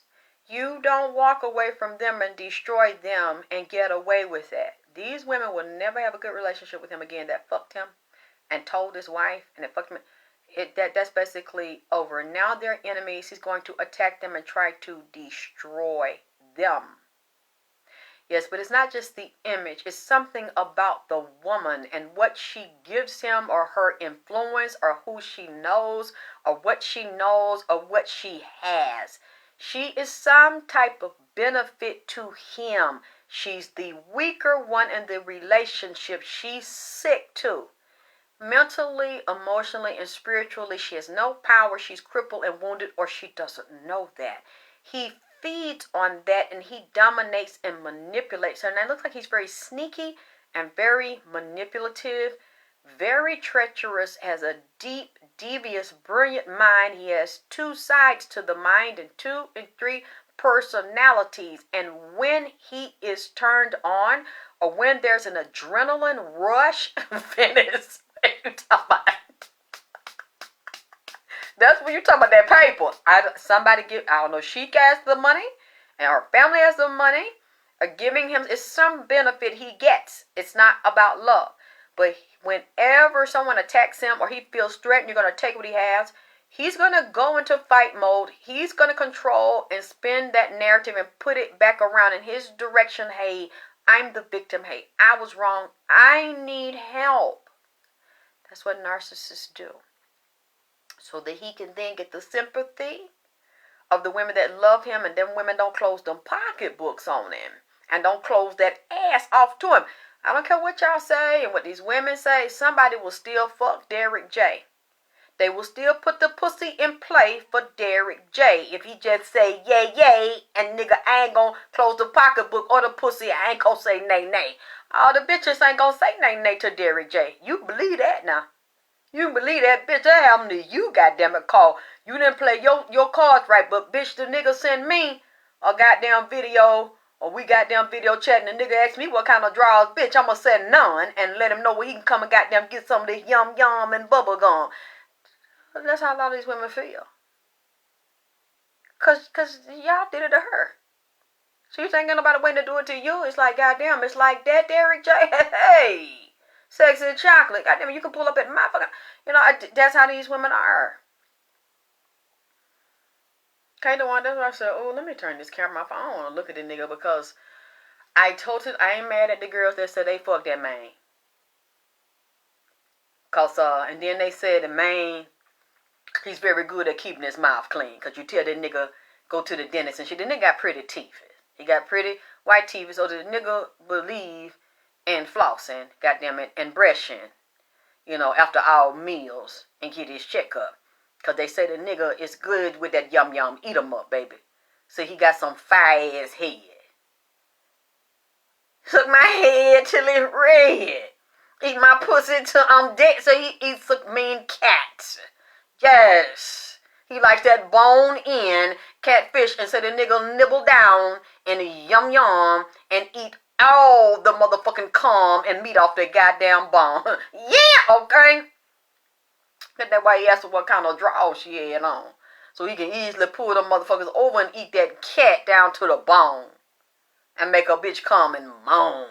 All in his mouth. And coming all in his throat like the nigga down south. You know what I'm saying? And I was just like, so the nigga eat cat and fuck with no rubber and give mean head. So the nigga give some powerful rim job. He don't just talk on the microphone, goddamn it. So the nigga don't just talk on the camera. He will lean down and pray to that clit and then stick stiff dick. That's why I said, oh Lord, let me cut this. I don't want to look at the man too long, goddamn it. So he got a strong mouth. So that mouthpiece is some awful, goddamn it. So the mouthpiece is off the chain. As you what kind of draws you got on, goddamn it, will get his dick hard. Pull your drawers down. And fuck your ass to sleep, goddamn it. So I don't know if the nigga African, I don't know. He got something in the car now. I used to go up there to the UPS. Goddamn, they had changed the rules, so I couldn't send my shit. My people didn't want to go to the post office. The African man, what his name, Ezekiel, Eliza, whatever he goddamn man. So I said, Ezekiel, man, come on, mail this. No, I cannot mail the package for you anymore. Why, nigga? You been mailing the shit, and the manager ain't here. Who gonna fucking tell? No, this is the rule. The rule has changed. No, you have to take this and go. The fuck I got to go for? You ain't been telling me I got the goddamn go shit. Oh, you're supervising me. Man, Africa man, come on, man. Africa man, go on to me. No, I told you the rule is different. They just changed. You cannot do that. We cannot take it down anymore. This nigga taking it down and say that he can still do it. That's why I asking you. God damn it. Where we gonna send it, or where I'm gonna send it to, a bitch where I'm gonna send you, God damn it. So that we can put this shit together, goddamn it. And now, they said a nigga flipped the script. After he done fucked him real good in their ass, or fucked him for his birthday, or I don't know where wife was, or fucked him for the holiday. Then that nigga got real caught. He done got what he wanted. Now. And now it ain't no thrill no more to go up in your ass. He done, as they said down here, got used of it. Not used to it. Nigga done got used of it. You see what I'm saying? In a short period of time. Nigga done fucked you maybe 3 or 4 times. Oh, shit. I done did that. You know, I'm used to this shit. After a little bit of time, now the nigga's cold. Nigga done turn like, who are you again? I don't know you. We just fucked and now you got feelings. You done caught feelings and thinking you in love and a nigga in love and y'all finna be together and shit. And he was like, I mean, it was what it was. You, what? Pregnant? How much you need to get rid of that problem? Because look, I told you I was married and I ain't trying to get. Nigga, that ain't what you saying while you was fucking me. No, but I'm saying it now. Now that I done thought about it, this ain't no good and bad. Cause now you see it was a thrill. The thrill is gone. The niggas like BB King. Thrill is gone. Thrill is gone away. You think I'm looking at some other shit? Goddamn bitch, what kind of panties you got on? Goddamn. See, I mean, you really think he don't know you? He don't video chat you, FaceTime you, and then want to FaceTime and get introduced to your ass as you pull your drawers down too? You think you the only one? I've been knowing him. We've been talking off and on for a few years. I guess so he couldn't do that. So he could do that. But meanwhile, he didn't get with you right then because he was doing that shit to somebody else that was with that shit. And pulling her drawers down to see what kind of pussy she got and how to get that bitch loosening. Like I've had some men tell me, look, go to a bitch house. Oh, hey, you want something to drink or what you doing or where your girl? Look. Now, goddamn bitch, I ain't come over here for all that. All I want to talk about, bitches, have you unloosening that pussy. That's the fuck I'm here for. And you know that's what the fuck. I don't want y'all that other dumb shit. And we gonna be goddamn David and Delilah kissing in the tree. KISSING. Will you be my girlfriend or boyfriend? Check yes or no. Bitch, check. Unbutton. See, you check and unbutton them drawers, unbutton them pants, unloosen that pussy. That's what I'm here for, goddammit. Or that's what you here for. Till my wife come back home or come back from her church revival, bitch, over the goddamn weekend. I don't want to talk about it. And then you done got fucked real good and he done ate out your ass and you done released, fucked you in your uterus and sucked cum all out your uterus down in his throat. Now you over here shaking, thinking that you in love, the nigga in love with you. He finna rethink his marriage when the bitch get back from her church convention down there with whoever the fuck, whatever mega preacher. She done went down there and prayed for deliverance and he done on her marrying shit. Now she gets back. The niggas with the shit that he was with before she left. I'm gonna stay here. Look, I don't really think this is gonna work. I thought it was, and I was in your ass, and it was exciting to me. My date was real hard, but now I'm out of it, and I really got my club thinking, and I done prayed to the Lord. That was really wrong what I did. I don't want to talk to you no more. I don't know you no more. Now it's a crime because it's about you. It wasn't no crime he was doing to his girl, his wife, for how many years. Yep, it's about Derrick J. But damn, it's gone. But you know what fucked in? Let me put this shit on the charger if I can. Because I gotta say this little bit of shit about Miss Franklin. I mean, you, Mr. Kirk. I'm sorry. Sorry. If I need some charge, goddamn it. I'm gonna say this little bit, and if it's not too late, but then again, if it's not, I'll be back tomorrow. I just gotta get another phone because the battery it keeps going out. It's tripping. I'm sorry, y'all. The phone is old. I had like maybe 2 years. It's just neat. Yeah. And that's just what it is. I'm not going to sit here and say this man so off, even though I know he has wounds. Like I said, anytime two people do that, two people have issues. Okay? And yeah, it's about him, but it's probably not going to be what you expect because I said leave him alone. I'm not beating him up completely because it takes two. It takes three, actually, to tango because the wife knows he's a cheater. And she knows what she got. They've been through this. This isn't the first time. She's taken it back before. She's taken it this time. She said that she's not leaving her man. And she has the right not to do that. Hopefully this time he will deal with what his issues really, really are because I don't think he's in love with his wife. I don't really think he loves himself. I think there's something else we don't know that happened to this man. I think even as a child there are issues he has to make him resort to something like this. And all these women are in love with him. He said, I've heard him say before, black men don't cheat or he doesn't cheat and he's a good man, these and that. I'm not saying he's not a good man, but definitely not. No, I'm not going live more often. I went live like a week ago. I'm not going to keep going live, giving my knowledge away for free. Sorry. If you must be a newcomer here because the people that know me have been with me. First of all, I've been around since like 2006, okay? Got poisoned, got sick, just came back. I've been doing readings for free, long readings since 2018, starting with R. Kelly. That's not going to continue. I'm going to set up my site. There's some basic things I will say in public, continue to, and some things I have to say about Nipsey, definitely. Because it's something that really bothers me. Okay. Then I'm going to get into about Nipsey and a reading here. Can't do it tonight, though, because I have to hold this phone. I'll be back soon to address that. And I share his altars. But other than that, thinking I'm just going to keep coming here and doing, no, I have a life too. And I have products. I have private clients. I read private clients every day. I still have them that pay me, and I have to get them done. And I make products from scratch. I'm a custom blender that I have to package and ship that I'm very behind on that. So for the people that love me, support me, donate to me, cash at me, PayPal me, yes, I come for them.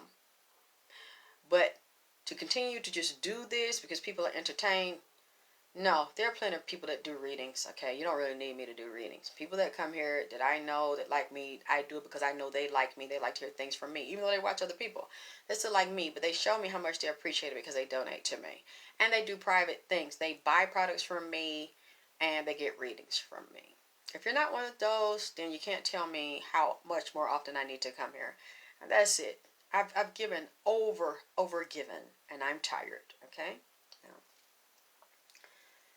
With Kirk Franklin, what I said about that baby, it broke my heart. I don't care how many people say that his son is 33 years old. That is not what I see. That is not the way that I see that that's a baby. Why I say that? Because he reminds me a lot of myself and my pain with his father. You can tell from, I don't care what Kirk Franklin says, and I don't care if the son cut out some of the phone call and we didn't hear all of the phone call. Kirk Franklin doesn't like that child.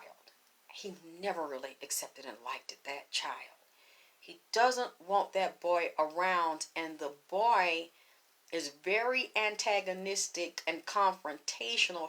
You can tell when I heard the little bit of the conversation, when Kirk Franklin was attacking his son and saying, I think at one point he said he wanted to beat his ass or he would do it, and said, you keep asking me for money, you get yourself together.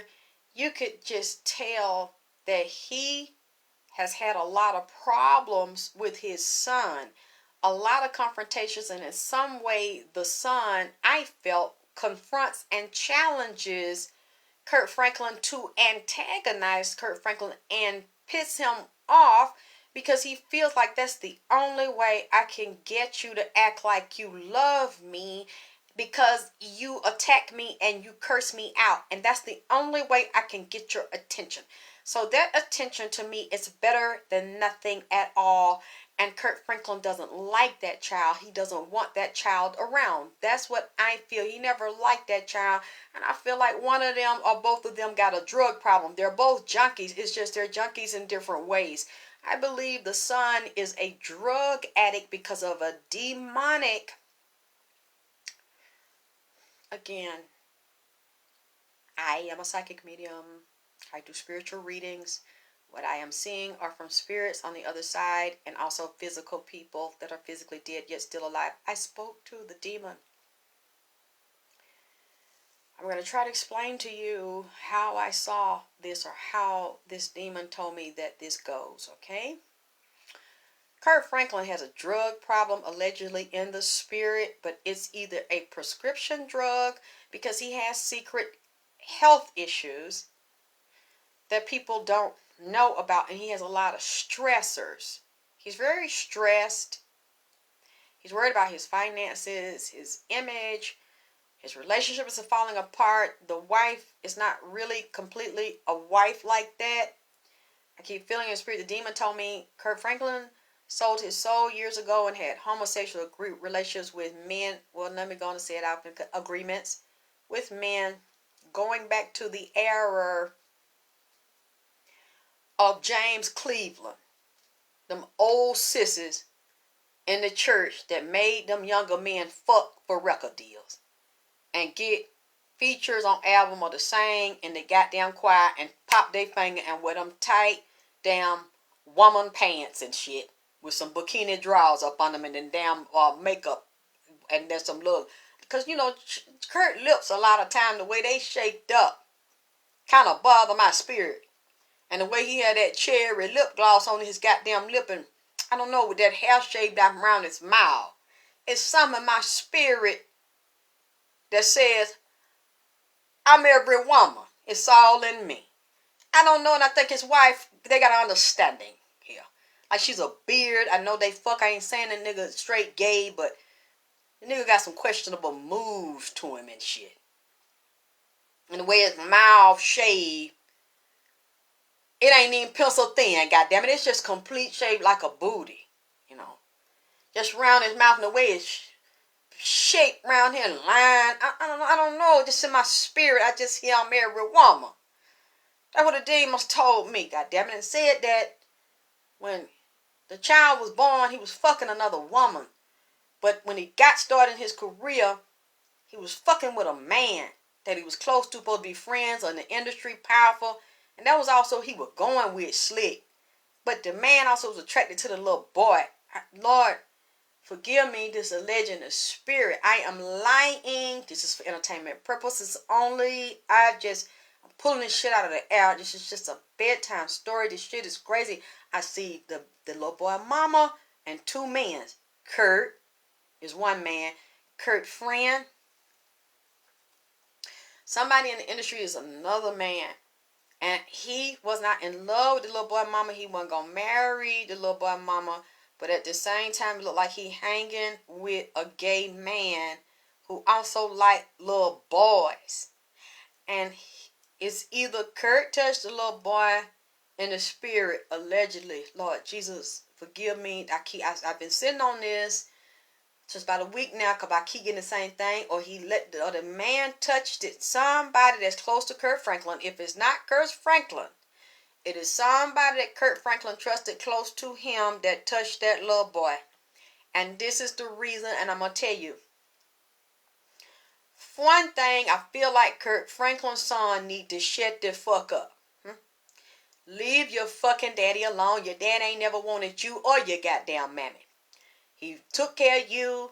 He tried to, I guess, loved you from a distance because he know these niggas hanging around him is slick boy lovers and shit. And he had sold his soul to the music industry and them demons in there through homosexual shit that he was goddamn around, or he wasn't going to get in there, but he sacrificed that child. The demon told me the child is in his domain. And this child is going to self-destruct. Do you hear me? Whatever your name is, young man. Whether you are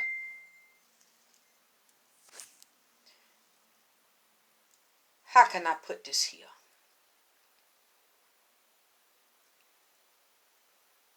You need to stop antagonizing your father, Kirk Franklin, because your father's not going to have you around.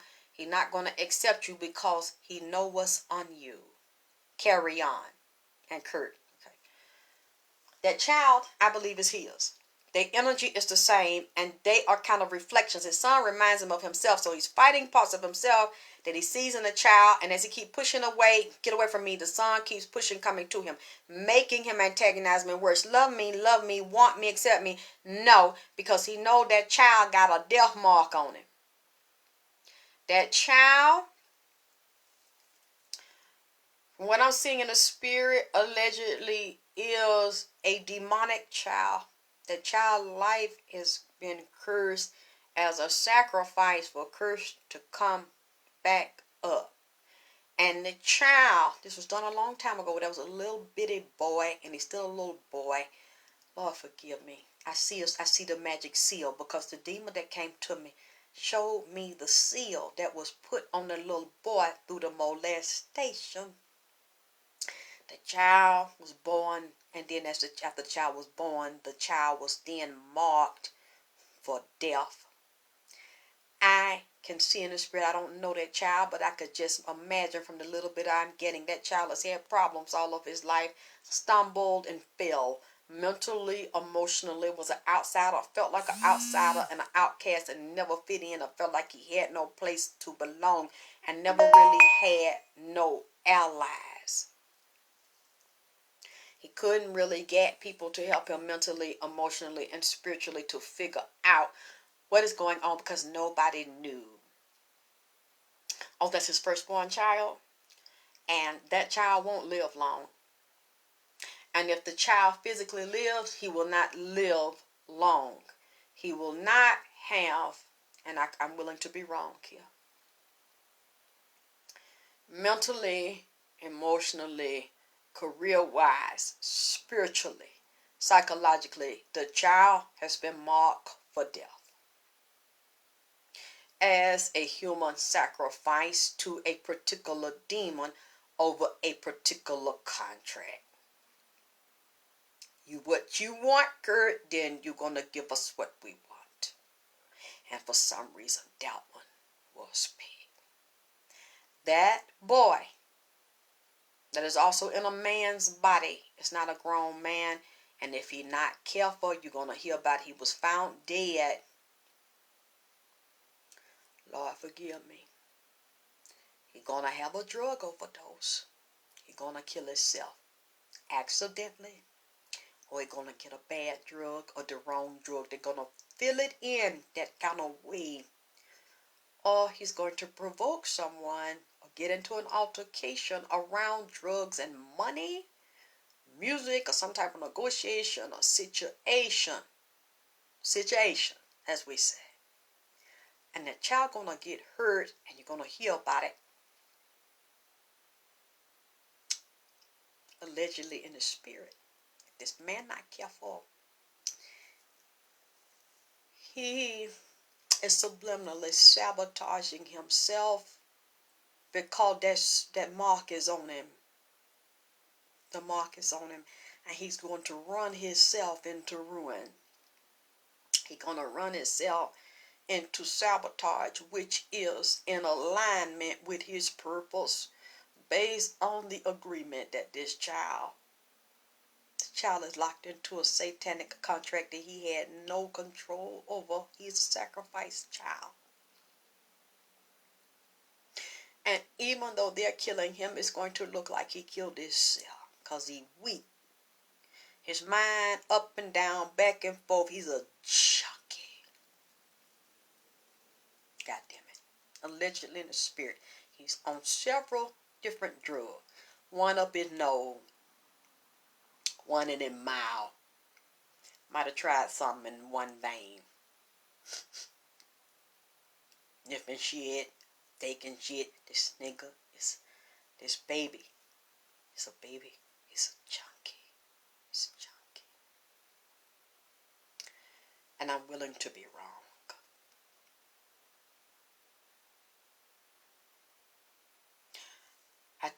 I'm heartbroken by this. Because I have seen that, and I've had people try to put shit like that on me. My own mother tried to put that on me, and I saw that be on her other child. And I've seen people do that, and they try to talk down. What's dog food? He's on dog food. I don't know what that is. But he is unraveling, and he hears voices, and he has several personalities. His personalities has names. He will say one thing and talk as one person, and then he's a compulsive liar, and he has, what do you call this? Hallucination. He'll be one place, and they hear from him, and then a day or two, maybe a week later, the nigga's somewhere else in another state, or don't know where he at, or with somebody else, and in a hotel, and begging on the street for money, and people don't know who he is, and then they tell them who he is, and then somebody call his dad or his people, or he calls them begging, and he don't know where he at, stinking, ain't got no money, begging, let me come over there. No, you can't come over here, give me some money. No, I gave you some money, I don't trust you. You get it and you go through it. Things like that. And I'm willing to be wrong, but I'm seeing in the spirit somebody done fucked him in the ass, for dope and shit, or he be high, and then he compromise himself, and then like his asshole, like the left pocket of his ass, the door kind of open on it. Like somebody done cracked the door open on the left side of his asshole. Like, I don't really see him being with a lot of women. It's like this, he been took over. He been took over by something. I think that he was 3 or 4 years old. So look, whatever the age, he can tell you, or his mom can tell you, around the time, you look at that number, goddammit, because it's got a 3 in it, or go to 3, or line up the breakdown to 3, 3, 6, 9, some shit like that, 12. Watch this shit. That I'm saying, and the mama ain't got nothing to do with it. The mama don't quite understand these things, but she feel like he is connected to why that child is fucked up. I seen that shit. I didn't even see him. I heard his voice. And I said, oh Lord, that child was born to die. He just doesn't understand. I know he's 33 now, but I'm saying if there was a molestation, he can remember, or abuse, or something happened with him and his father, he was little, or with the father and the mother, how old he was when Kirt left his mama, or when they said the incident happened when he was first molested or something by whoever did, or he trying to say his dad had touched him or something. We need to find out what year of his life, what age he was, what age Kirk Franklin was. Because that's what the demon tell me. And the demon is male. That tell me, he said we had him since he was young, and his father got in a contract with us, and the child one day was going to be ours, and he was going to sacrifice himself. That child mind ain't good. He has delusions. He, like I say, he hallucinates. He hear voices. He see things. I don't even want to say people because they don't always look like people to him. They look like demons or creatures or something in the face. And he hears them talk, but then when he try to tell people, because don't nobody hear him, but I can see them and hear them. He's not crazy. What's making him crazy is because he indulges in all the psychotic drugs. He has psychotic breaks, because I'm telling you from what I'm seeing, sometimes this man will lose his sense of time and days. Be so fucked up and high and out of his mind, talking out of his head, talking to people, saying, well, people might think he's a danger to them, so they prepare to do something to him because he's out of his head, out of his mind. Sometimes he doesn't sleep. He up all night talking to himself, trying to call his daddy, call people on the phone, fucking with them, wandering around from state to state or place. I keep seeing this guy moving around, motel, shitting outside in a fucking nasty ass bear. You know what? I'm gonna leave this alone, Jesus. Because I'm probably getting the wrong thing here. He has no psychic protection. He doesn't protect himself. A lot of people have turned on him. His daddy done told people don't help him, don't listen to him, don't fuck with him. Take my side. Now he doesn't know what he talking about. He out there getting fucked all in the ass. For dope. For dope. Like when he conscious, he be like, I don't know that about that, I don't do that shit. But then when he get on that shit, I don't know, I keep saying him, oh, just swinging the left side of his ass to some music. Like when he get high, just swinging his ass in front of a nigga. You know what? I'm gonna leave this alone. It's too much on me. Oh, it's too much on my spirit. I don't know what the fuck, how he just switching his ass on the left side like he go that way sometime. He saying he been selling. Okay. He might not be selling in his ass, especially on the left side, because the nigga on that left hand shit, when he get high, it's whatever go, like, he two different people. Yeah, he know about being gay. Yeah, he do. He know what that is. He know what that mean. He's not up on no long distance relationship with no woman. I don't see that. They might, people beg, or people might give him stuff or do stuff for him. He moves around too much. I see him around men's with drugs and with money. He knows what that means. He's not retarded. I didn't say that. I said he's a wounded little boy inside and he's very hurt. He's underdeveloped. He's immature. But he's not retarded. If he has mental problems, it's because of the drugs and because of demonic attachments. But I'm not going to sit here and say I don't feel like he hasn't been with men, because I do. Like a bottom. Because when he gets high, he's totally different and he's not always in control. And sometimes he goes into these rages and these fits where he's normal and he's talking with sense 1 minute, and then maybe an hour or two later he totally goes off, another person clicks in. He's very aggressive. He's very combative. He doesn't listen to anything. He be saying shit out of his head and be like, what the fuck are you talking about? And how did you pull that out of your ass? Get the fuck out. Like what you heard on that phone, that's why Kirk Franklin was like, I would just beat your ass, because this has been going on for so long and he has frustrated Kirk Franklin and made him so fucking mad, and how he keeps saying, be my daddy, love me, let me come around. And I hate to say this, but Kirt is not going to have that child who is a lot like him, who will test the boundaries, who will tell, you know why? Because something violent is going to happen.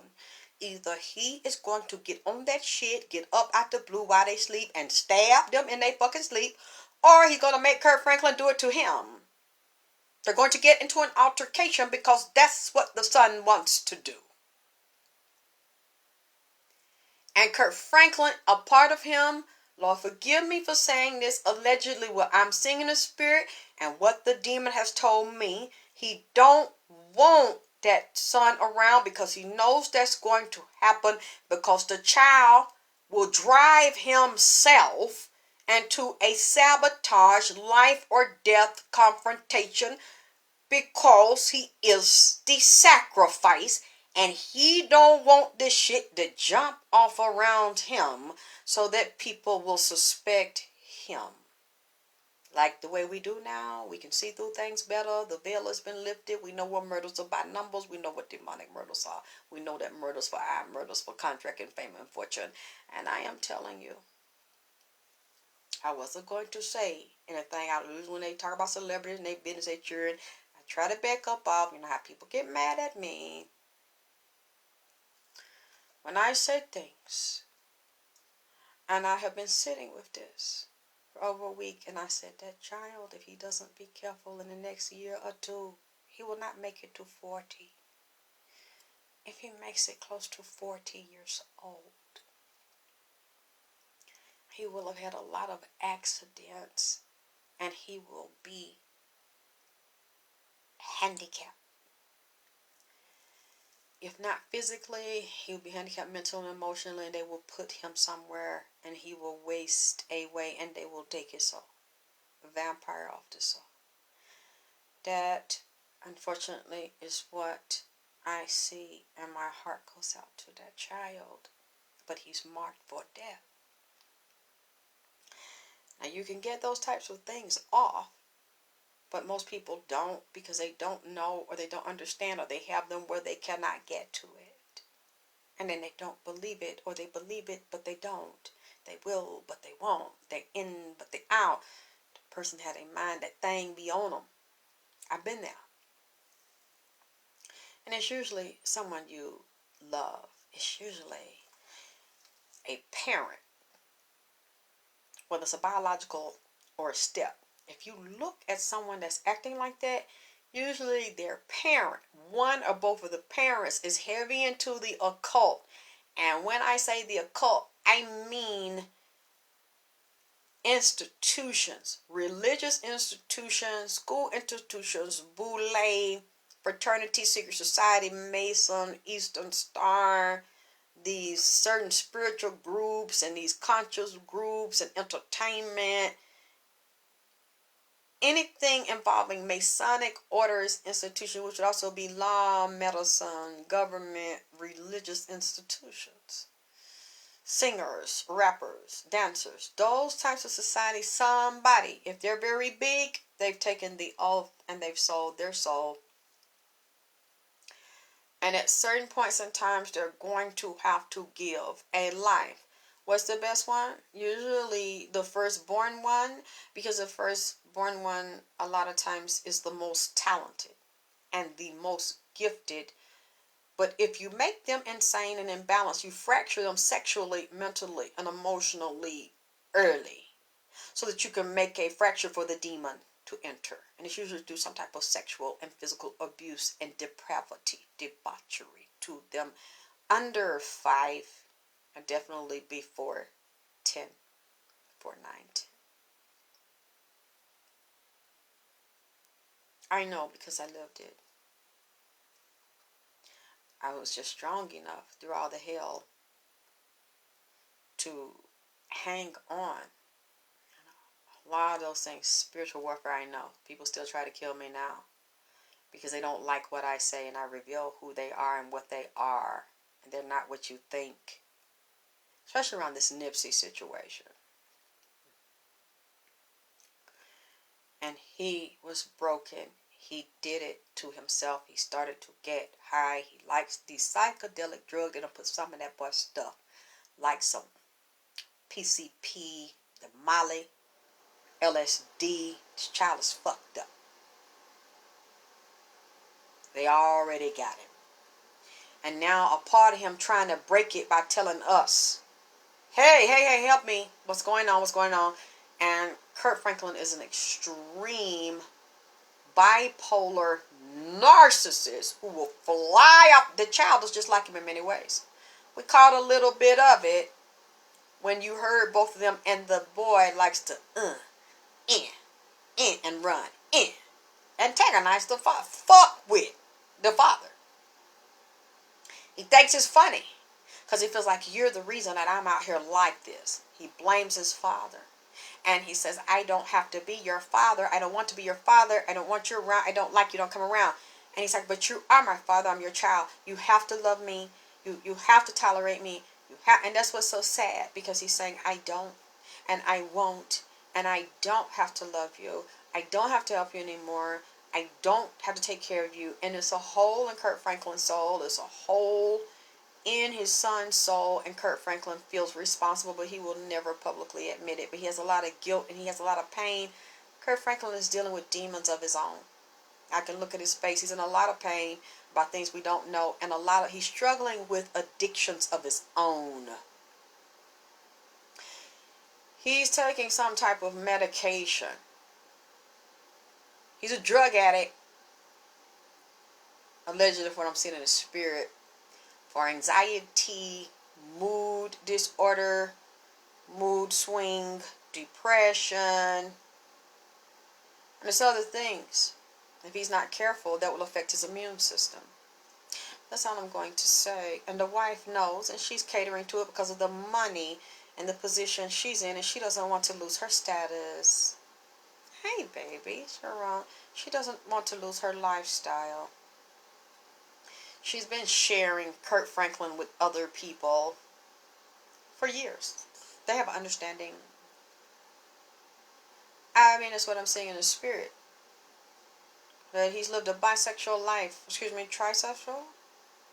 You're not going to get anywhere in the gospel game. I know it, and some of these gospel singers admitted it. If you're a man, unless you sleep with men and suck dicks or get fucked. That's the way it is. It's not just him. If you don't do it, if you don't have your own money to get in there, you're not going to get anywhere.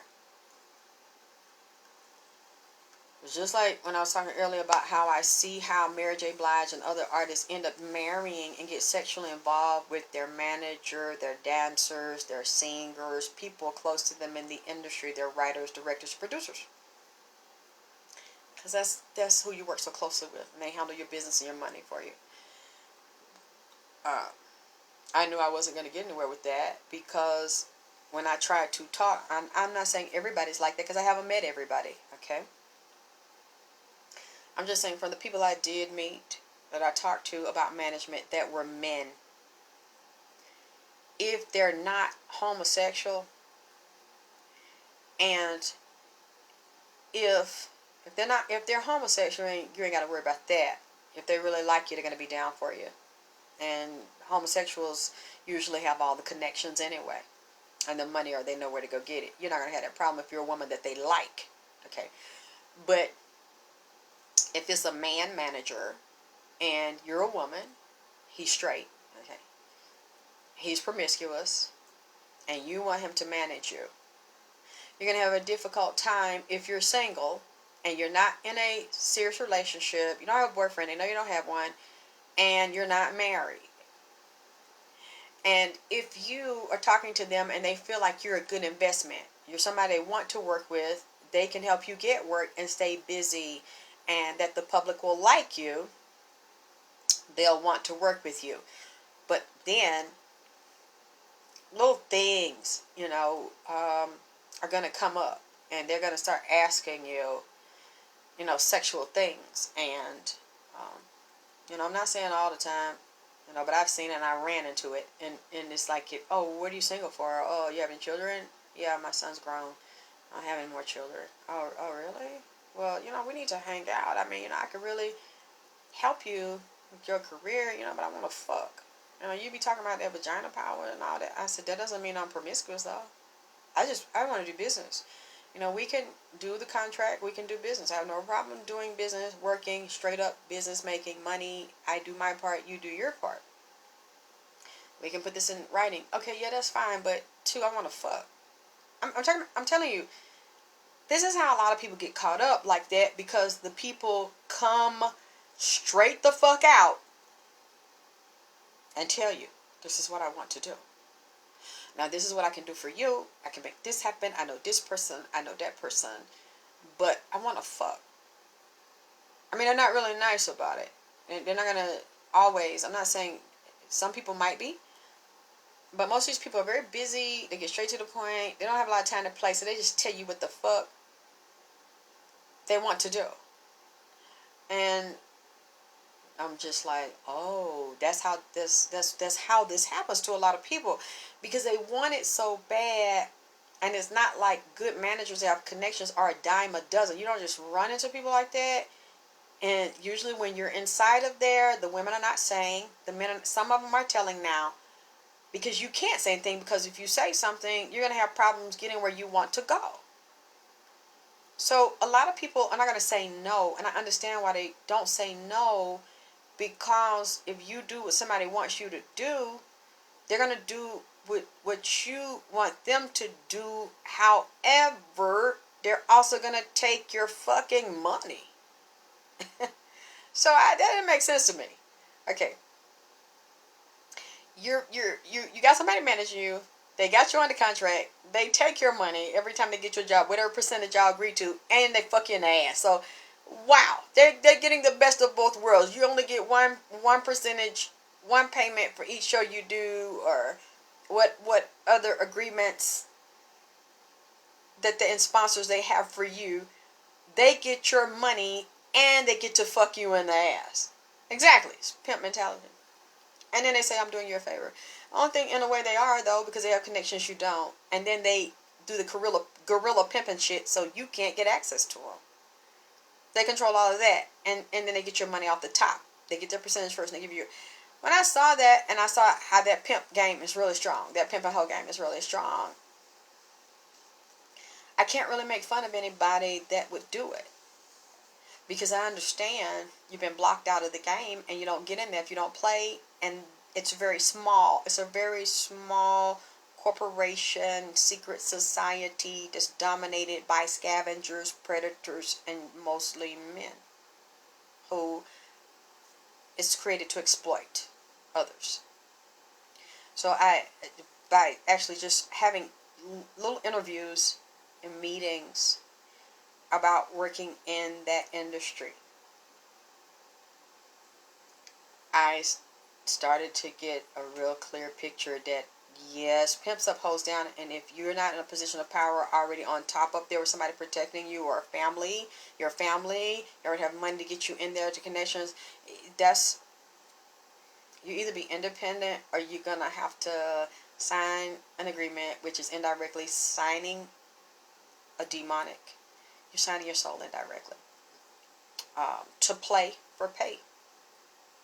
You don't play, you're not going to make anything. And then even then, when you have those type of agreements on you, they say when you begin, they say when you end, when you die, or when you question, or when you want out. And then they get a big lump sum of insurance payments and your royalties and everything else. So they get paid forever. And they got your soul and your physically, your life. You're a slave here, and you're a slave outside of the physical body. That's what I understand. And I see how that happened to my father. And it happens every day, and it's happening right now, because people that get in those contracts and deals, they always say that happened to you, or that happened to them, but that won't happen to me. So I don't want to hear what the fuck you're talking about. You're hating, and that's not going to happen to me until it happens to them. And then I see them on the other side, and they come here, and then they tell me. I'm like, but it happened. Yeah, but it wasn't going to happen to me. A lot of these people, they're delusional and they're arrogant, and they think you're just a hater when you try to warn them. You see how these people are. You try to tell them something. You're just jealous. Okay. So I shut the fuck up. If my advice isn't asked for, I don't give it, because who wouldn't want to be in that position, you know? Even though they feel like they have some losses, I'd still rather be over there. So they're willing to do what many of us will not do. Kind of damned if you do, damned if you don't.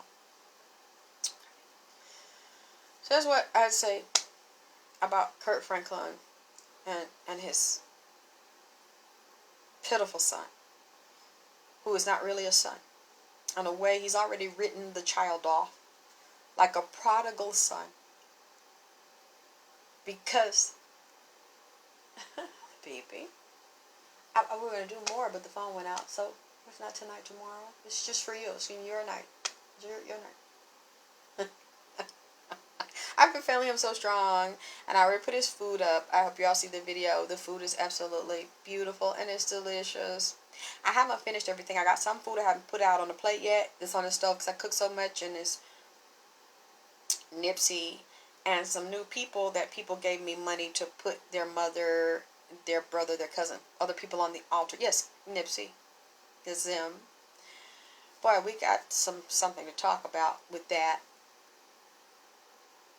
Things I didn't want to say that I'm going to say.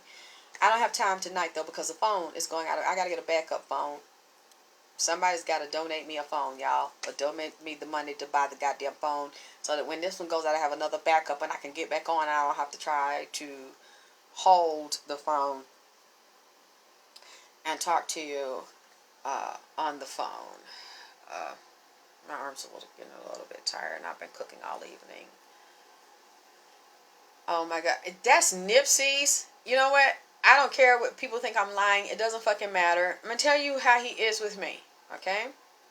Now, if anybody that knew him in the body can tell me if I'm lying. Oh, thank you. I got the service at the Metro. I just need a new phone. The phone, and I use it. I never turn it off. I dog it. It's probably like 2 years old.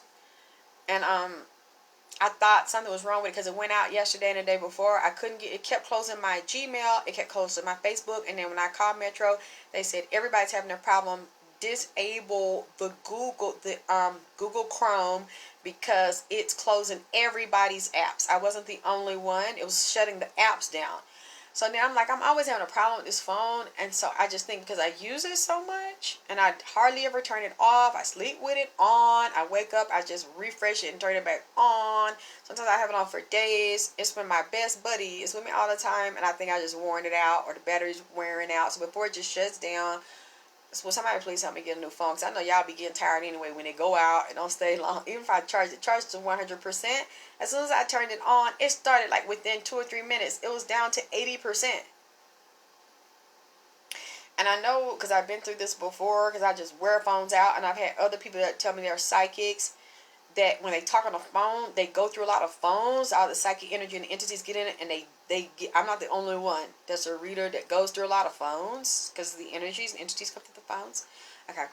But anyway, for anybody that knew Nipsey and was around him, okay, at least the way he is with me, if you know him, you can tell me if this is a right person I'm talking to.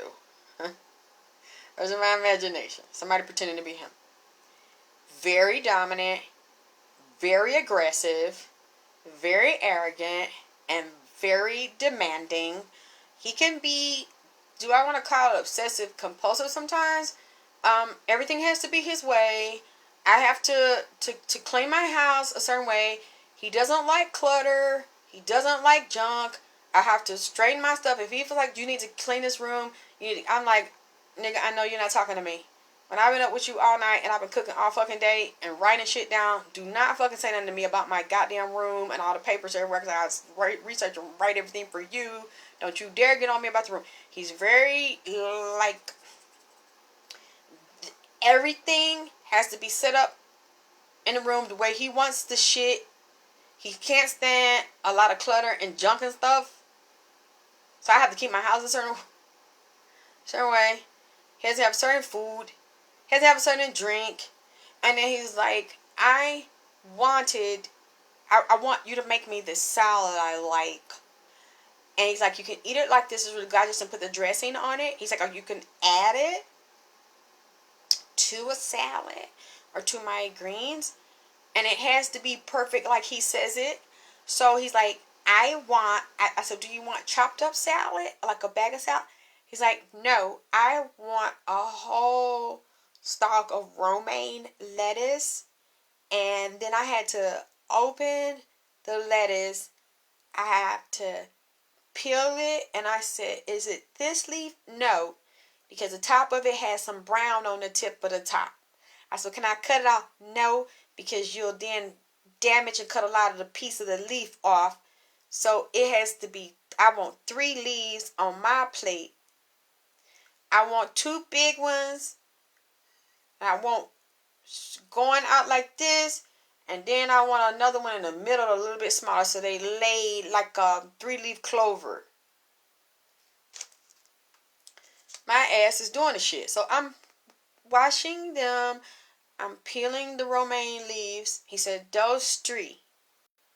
So then, so what somebody said OCD, they're a Leo. They said Leos are OCD. I never dealt with one. Let me tell you something. A lot of people think this is strange.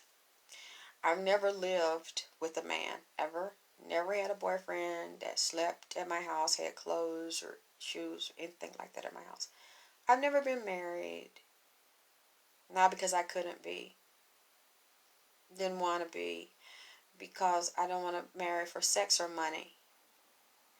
If it's not a balanced relationship with all the issues I've had and all the sicknesses, mental, emotional, spiritual, all stuff I've gone through, and a man to really understand that, because I've dealt with a lot of relationships that didn't work because of my own childhood and a lot of the problems and the pain from it. I'm not going to, and I attracted really fucked up people because I didn't know who I was and didn't love myself, and they picked me for the wrong reasons, and those never worked. But I've never lived with anyone. This is the closest I've gotten to have a man in my house. I don't know what that feels like. So I get up if I don't feel like doing this or that, or if I'm tired and I'm reading. I don't have to straighten everything. I don't have to make the bed all the time. And he's like, you have to move that. And then I want you to make this week. He'll give me the menu. It has to be exactly the way he wants it. If it doesn't, we get into an argument. I can't sleep because he's going to have an attitude. He's going to be pissed off. People ask me, well, have you had classes in cooking? I haven't cooked as much since my son was a child. And then even when he was in high school and a teenager, I cooked. Even though he would leave a lot of the time with his friends and stuff and I'd come back, I knew if I left, I would still have the food here because he liked to eat my food. You know, he had his other friends and moms from New Orleans and Spanish people and stuff that cooked good food. He still liked for me to have the food. But as he got older, you know, and he went to prison and was away a long time, I was so depressed about that and had my own issues. I didn't cook. A lot of my stuff is live in between the food. I do live juicing or fruit or salad or something. I'm good. Since he's been here the past couple of years, I've had to learn him. Because I don't know. I've never had a man in my house where I had to cook, I had to wash clothes, I had to wash. No, that's what it feels. I'm just saying, it feels like. Because I've seen women come on my page and I talk to them privately and they say, I have a spirit husband too. And my man, I need to step my game up. I need to do what you do. And I'm like, oh my God. So Nipsey was right. All of you are not gonna make fun of me. This happens to you too. They say they have a whole relationship. Or some of them say, I want a spirit relationship, and that's why he told me to write the book, because they want relationships with women in physical bodies still. I don't know what this is like. So this is new, and I'm glad the women don't laugh when they say, hey, I just didn't tell anybody, but it happens to me too. So if for anybody that knows Nipsey, that's why I said all that, because I didn't know him in the physical. So, and he seems like this is how he was in his body, really very, very strong, very dominant, very territorial. And they'll say, did you have cooking classes and stuff? No. He'll just off the fly, okay, this is what I want you to make me. Okay, you're going to slice. You're going to he'll tell me I have to lay how he wants it. This is how I want the plate to look. So I'll see it in my mind. Oh, you want me to do that? Okay. So he watched me. He's sitting there. You're going to wash the leaves like this. No brown spots. Nothing molded. Nothing yellow can be on the leaf. It has to be perfect. Somebody said Leos would teach you some shit, but it's all love, really. I don't get mad. And I just want to help him. And after I did it, he didn't want the cherry tomatoes. No, I want big, beautiful red whole tomatoes. So I said, oh, that sounds good. I remember, I was growing up, and the preacher would come over, and they would have like the food on Sunday, and they would have the tomato plate and the pepper sauce. He said, I want the pepper sauce. I had to get the clear pepper sauce with the sauce and the whole peppers in it. He said, I want those. He's like, and I want you to slice them. I want my tomatoes sliced thick, but not too thick. This I want to put on a plate. I don't want white onions. I want the yellow onions. I want red onions. I want them sliced a little thick. I want some feta cheese. I said, oh my God, I forgot I love feta cheese. He said, I want some black olives. Shannon brought him. I don't know what the fuck I did because I had food everywhere. Where he said what he wanted. So I sliced those. I put the green olives there. And he said, he said, put the feta cheese here. He said, I want the cucumbers. And I want the Italian dressing. I said, oh, God damn, that sounds so good. Shannon, this is what he asked me for. And he's like, and I want another steak. And he brought, Shannon's like, well, I didn't see that one, so I got this one. He got pissed. Tell Shannon, come get the steak. I'm like, Shannon, come get the steak. Get the money back. He won't. He doesn't want the steak. He said it had to have a bone in the steak. And now I'm pissed because he's pissed and I can't cook it because he's like, you better not put it up there. And so the spirits like Uncle Gary and some of the other ones will go along with him. And then my father will go along with Nipsey because they're both arrogant. I got a Gemini and a Leo to deal with. So those two are the worst ones. My dad and Nipsey. So it's like this. So I put it there and I said, Nipsey, do you like the salad plate like this? And he said, yes. I said, that's gorgeous. So I took a picture, sent it to Shannon. I sent it to Mina. She's like, oh my God, that looks so perfect. Like you're making it to serve a party or something. And I said, because he won't let me. Yeah, and I eat some of it too. And then he's like, I want a blueberry pie.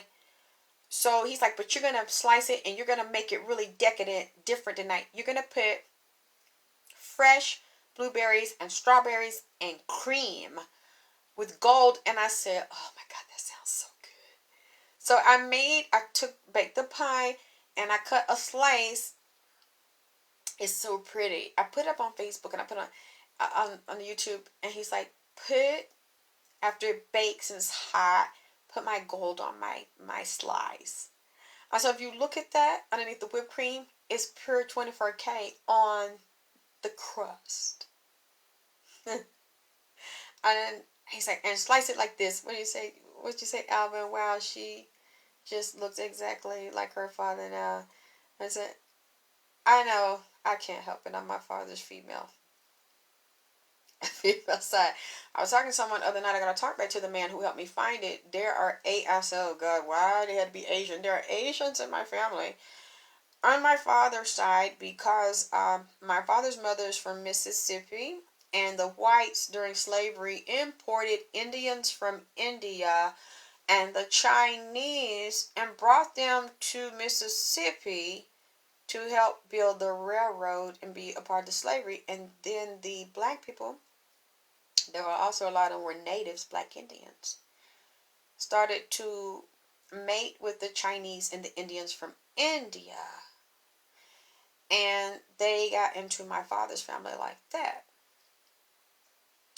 And even though I'm from Georgia and country all my life, I didn't understand it. I asked my grandmother, I'm like, Mom, and because it's very segregated here, it's always been segregated. We don't know.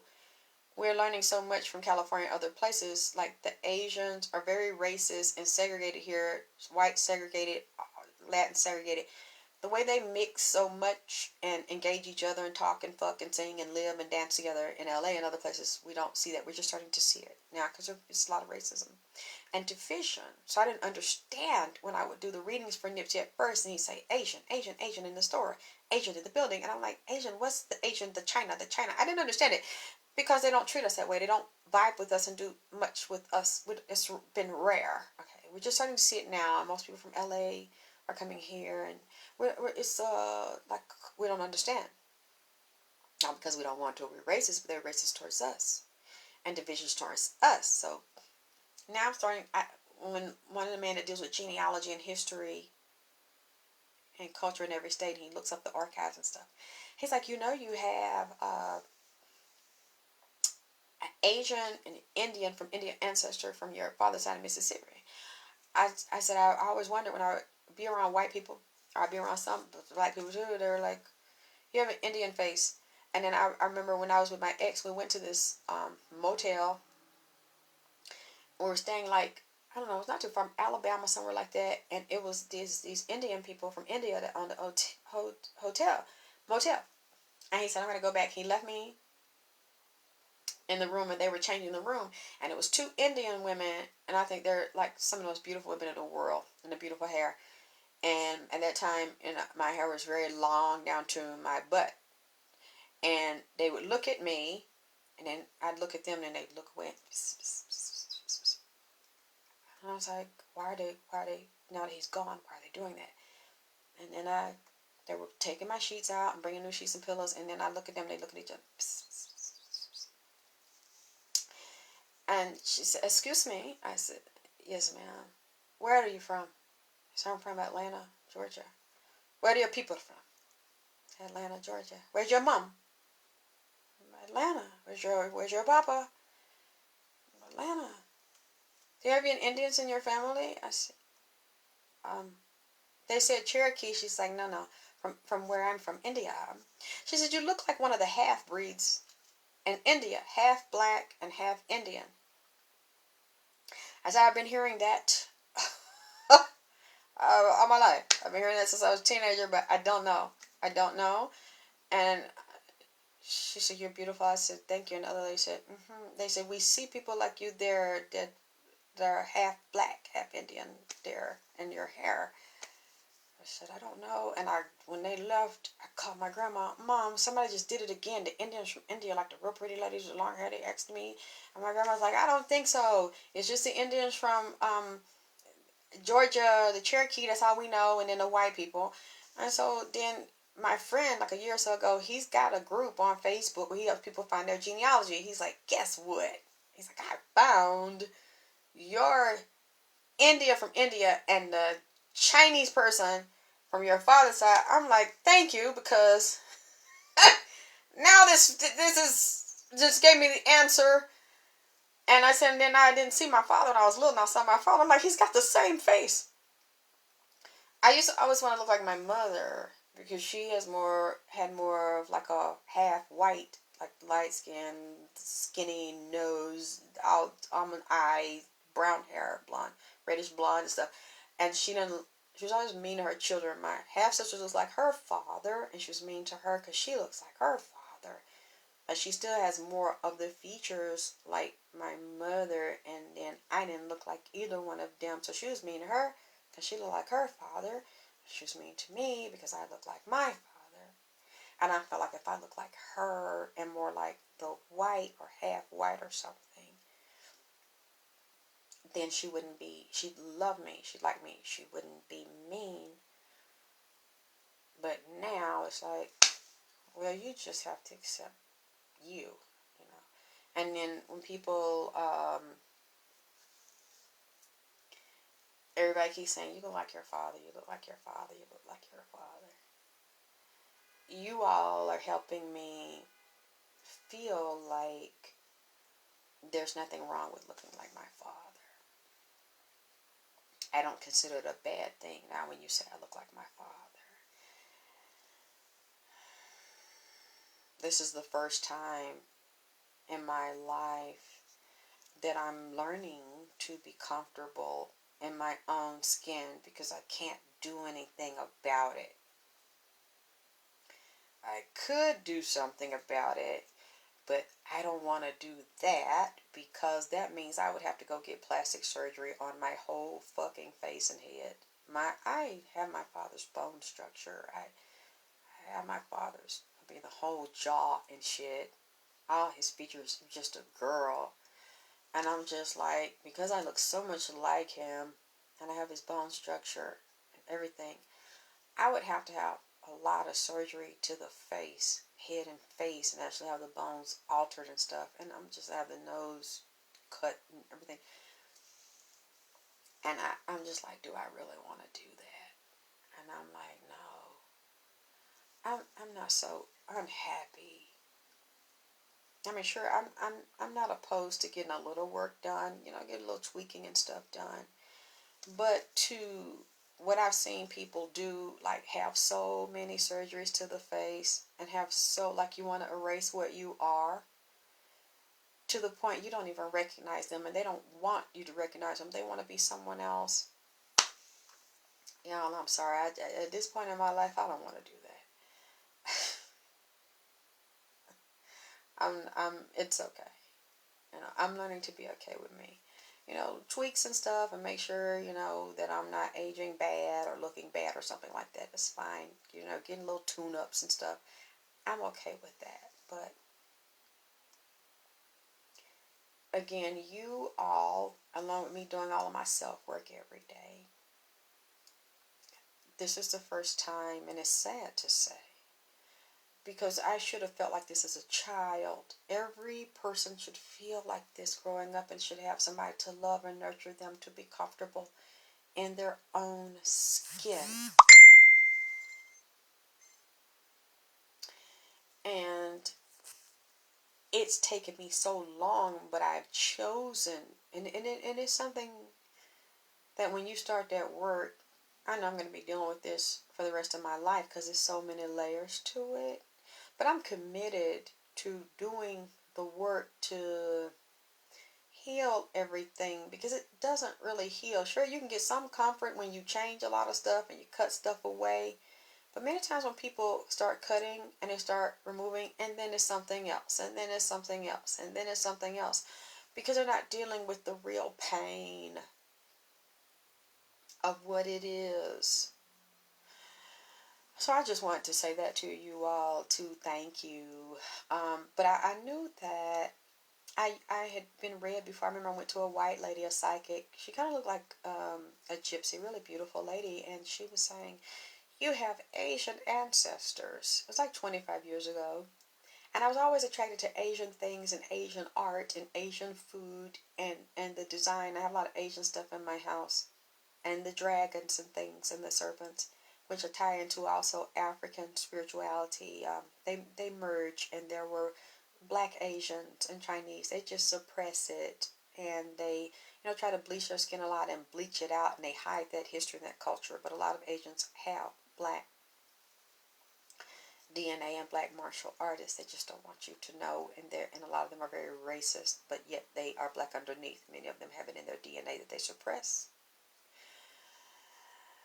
And so to have my friend that studies genealogy and study ancestry and groups of people and identify them, to tell me that, I'm like, wow, okay, that makes sense. Because when I'm doing medical intuitive work, sometimes doctors from different races will come in and they say they know me.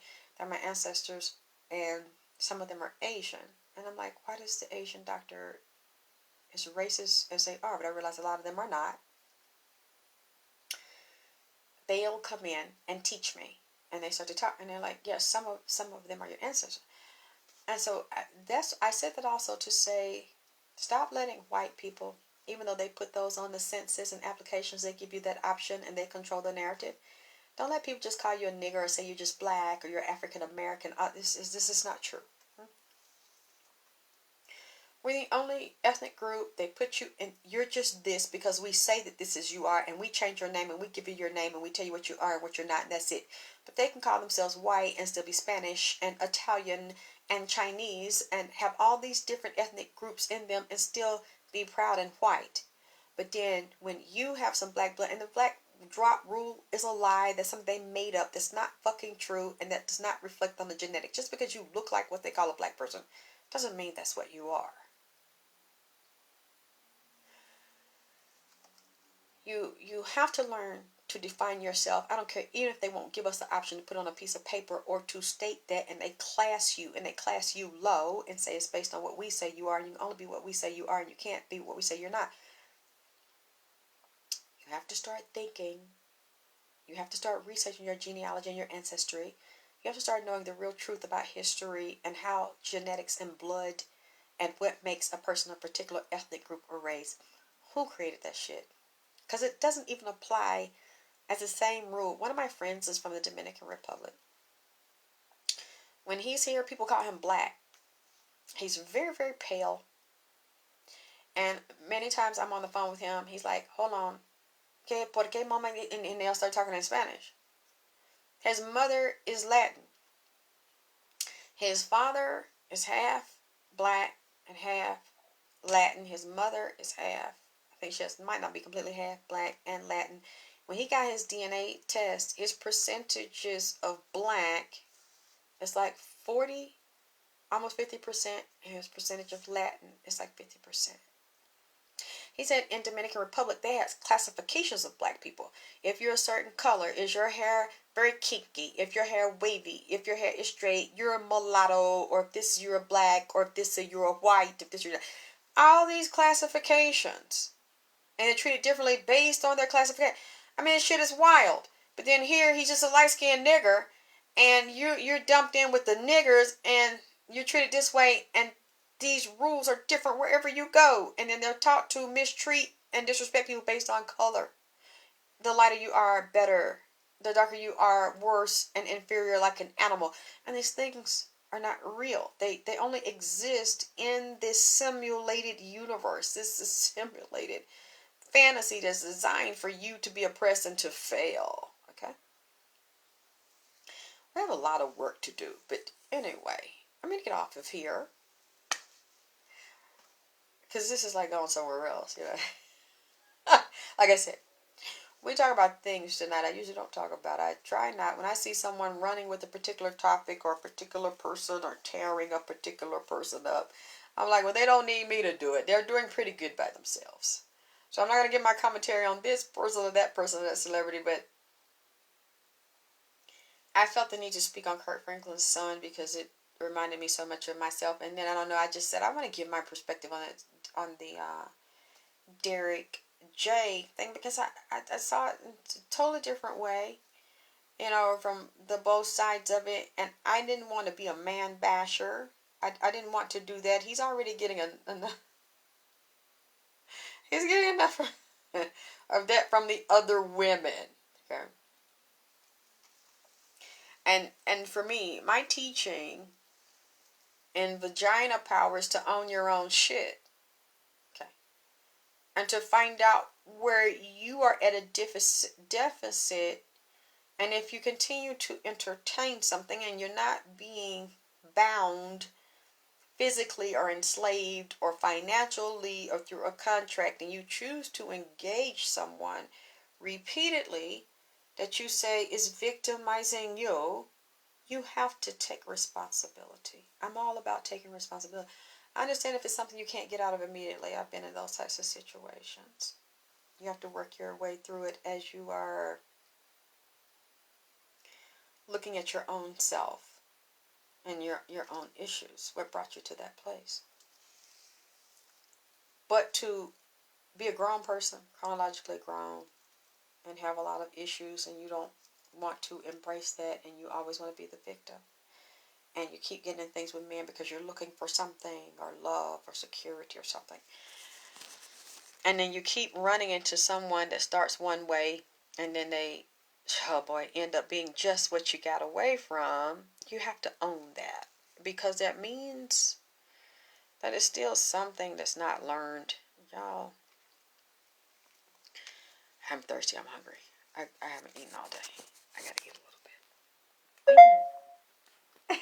I know. He's here.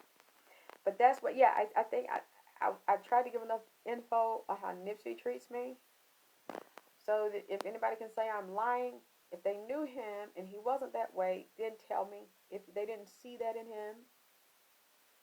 Because he is something. And if I don't get it right, I'm going to have a problem. So I had to, I don't cook steaks. I just started for them. I'm not really a big meat eater. I have chicken. I love fish. But he taught me, no, this is how you're going to cook my steaks. So I had to marinate them last night. And he'll tell me, okay, I want that seasoning. I want you to put it on. No, don't do that first. I want you to put that seasoning on, wash it. I want you to layer my stuff. So I want this seasoning as the base. Okay. Then I want that one on top. And then I want that marinade right there. And then I want these veggies here. And I want that color right there. And I want you to layer it like this. Okay. And then I want you to wrap it, and then you gonna saute it like this, and then you're gonna put the fall over, and you're gonna broil it like that for this amount. Yeah, the nigga began me singing in damn cooking class and shit. Tell me how to do the shit. Some people like, do you do this all the time? I'm like, I never fucking done this. What the fuck is that? I never cooked no steak like this. I ain't never made no damn salad like this. I ain't never fucking made no goddamn cake and pie and no mixed drink for me. I don't even fucking buy liquor and shit. The nigga got me buying liquor, drinking liquor and shit, cooking and shit.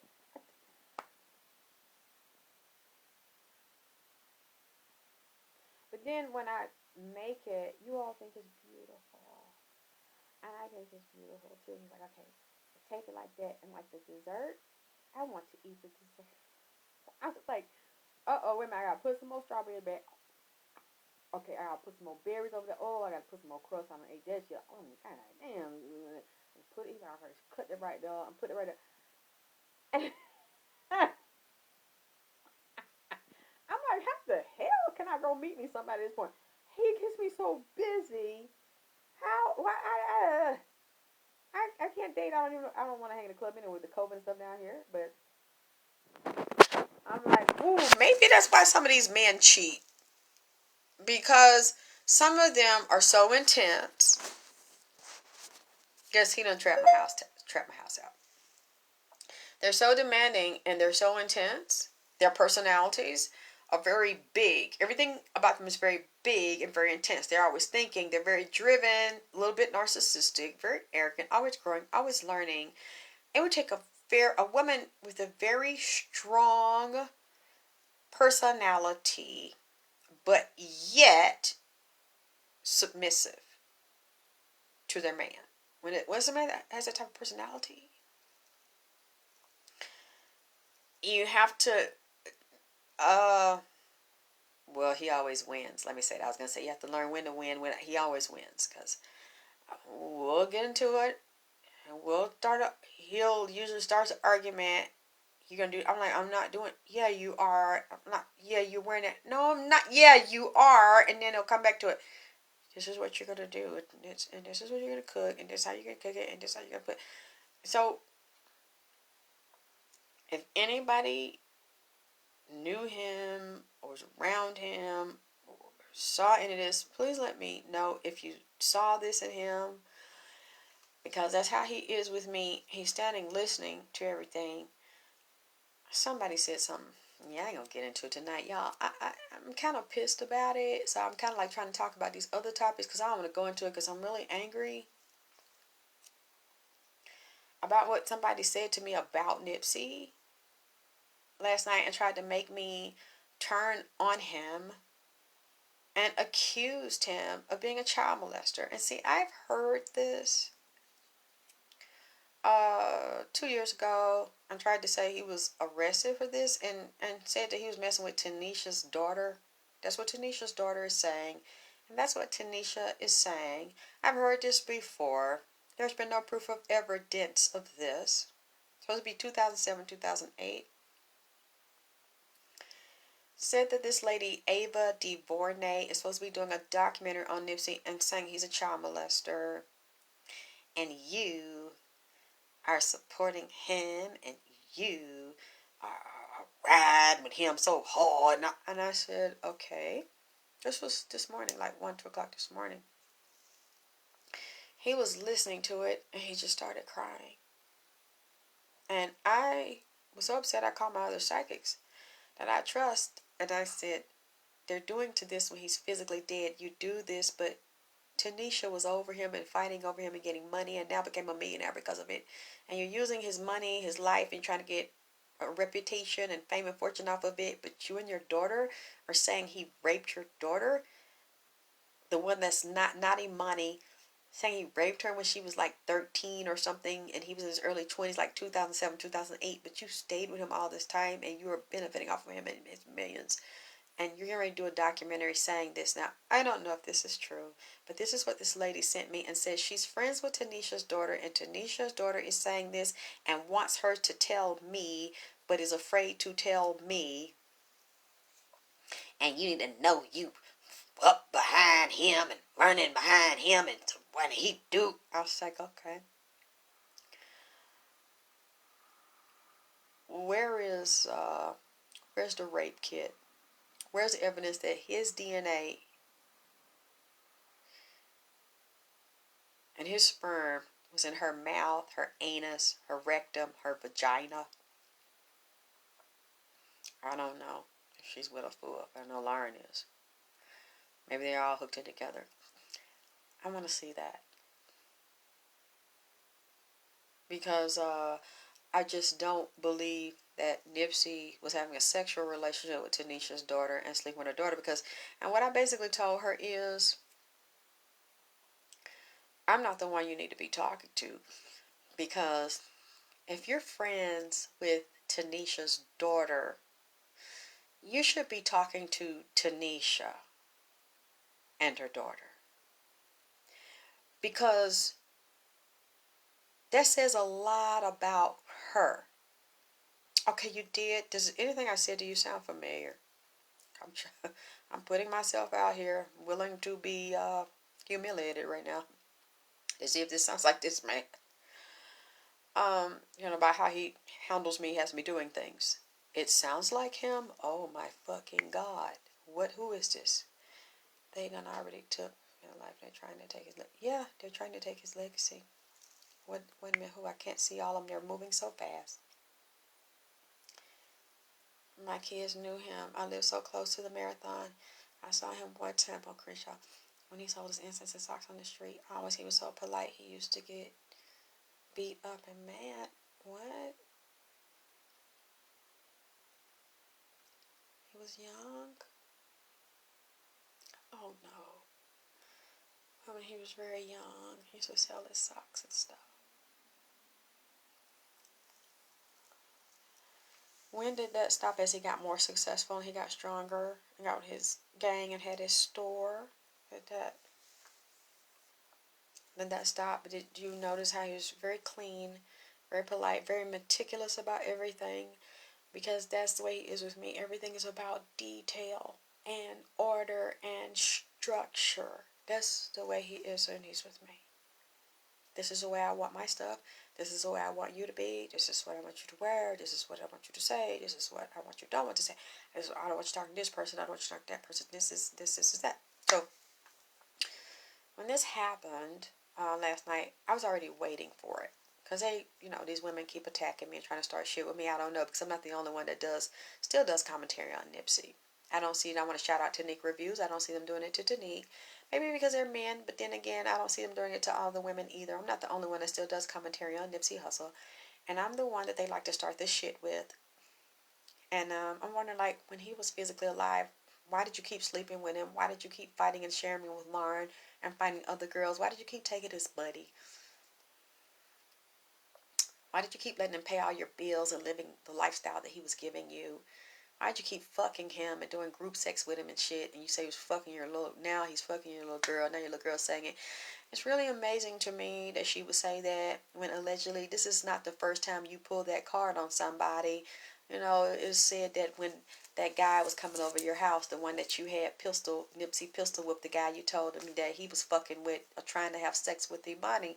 But the real, allegedly, what's the word on the street is, you always had different niggas and gangbangers and fuck different niggas in the neighborhood and fuck different gangbangers. Just like you had the guy that's accused of shooting Nipsey in your house, let him hang there and cook and eat in your house.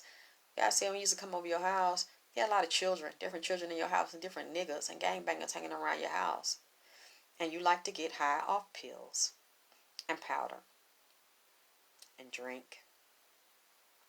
And this guy was known for having real Molly, not fake pills, not fake coke, and he would give you the pills and give you the powder. And one day you wanted to fuck him, and he didn't want to fuck you for the drugs, and he left, and you told Nipsey that he was trying to fuck Imani, and then Nipsey snapped and pistol whooped the nigga and put feet and hands on the nigga, and you let that happen to that man, and you know that man never touched Imani and never tried to.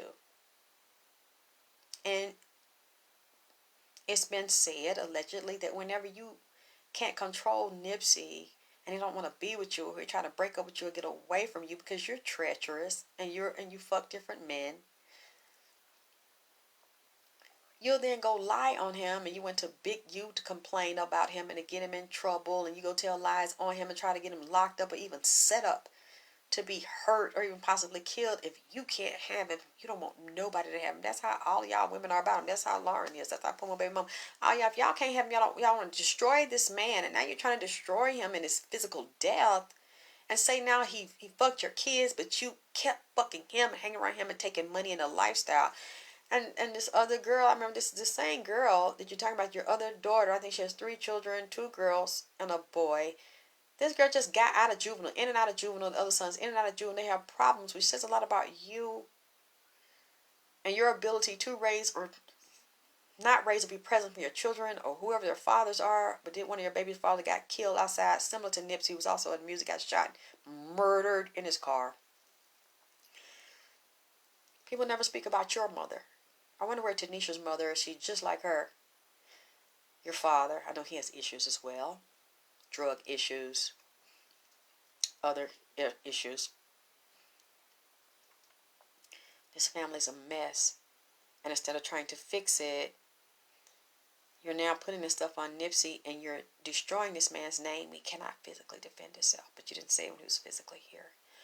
And when I had people read it, it showed he did not do that. He did not put his penis or his fingers in your other daughter's mouth, vagina, or her anal rectal cavity. He did not do that. He said he did it, then he put a gun in her mouth.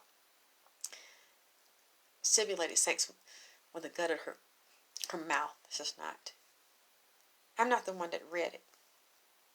And even other people that have read it that I trust said that you're treacherous and deceitful. And you said this about this man, and you had this girl who's clearly just like you to lie on Nipsey because he didn't want to be with you. And this isn't the first time you went around and badmouthed him and set him up. See, I really don't want to get into that because he asked me to sing to his daughter. That's also your daughter, but I see that that does not negate what you are. And why he never married you, y'all were off and on, just like him and Lauren were off and on, because you're both the same. And you're both treacherous. And if you look back 2 years ago, the reading, his message to Tanisha, now I see why he said what he said. Because 2 years later, it looks just like I heard him correctly when he said, I love you, but I'm not in love with you. We had good times. You held me down. You sold drugs for me. You did drugs for me. You did party with me. You did group sex with me. You did whatever I asked you to do. But you're also treacherous, vindictive, spiteful, deceitful, and backstabbing. And you put me in positions to set me up for niggas to shoot me or to get me arrested. I thought I was hearing it wrong. Now it makes sense. You're no better than Puma Baby Mama. And it's still, let me clear my throat. So much is coming out of my fucking throat. I guess it's like a way of cleansing or something too. Oh, coming up. Excuse me. And he was doing it too. This morning he was doing a lot of crying out, a lot of purging, just purging stuff up. And he's like, you see what I did? I thought I was doing something.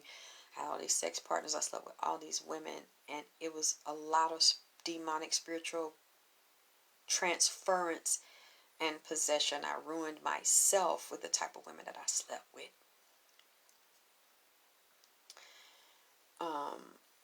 Said this is so sad. We all know the funeral regarding him making his own computer. I can see how the teacher's accusations. Teacher, I don't know what teachers accused him of something. I don't know about that part. I'm talking about Tanisha and her daughter, and they're supposed to be speaking about this in a documentary. No, she's not a good person.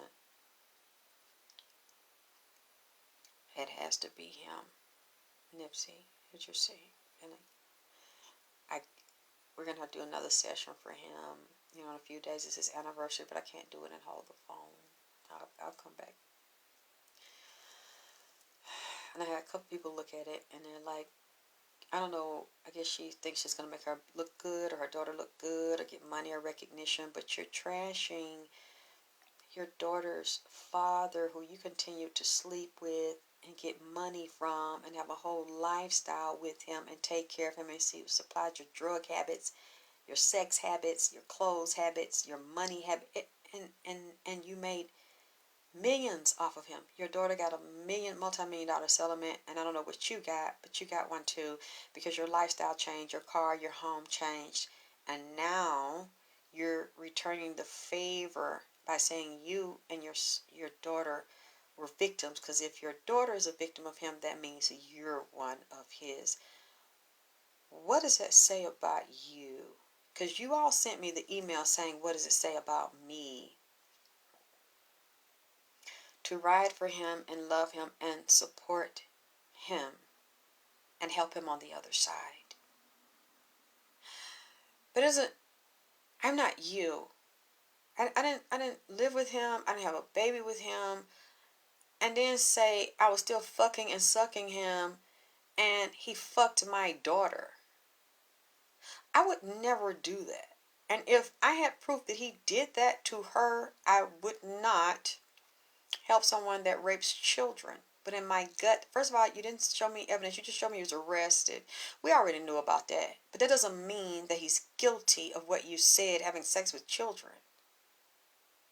You didn't send me the rape kit. You didn't send me the genetic tester that shows the fluids. Genetic fluids in her mouth, her vagina, on, in, around, about the vagina and rectal cavity match his seminal fluid, seminal secretions, or his DNA. You didn't send me that, and I asked you, where did he put his penis? And her mouth, her vagina, her rectum, where's the evidence and where's the DNA? Where's the test to prove that he did this? And what does that say about you? And since you didn't check him and you didn't straighten this, if this is what really happened, why are you trying to check me? Because it has nothing to do with me. So basically, you're trying to call me a dumb bitch. I mean, that's how I feel like you're trying to fuck with me. You're trying to say I'm a dumb bitch with bad judgment. But you listen to someone that you don't know, that's her own neighborhood is calling her a whore and a junkie.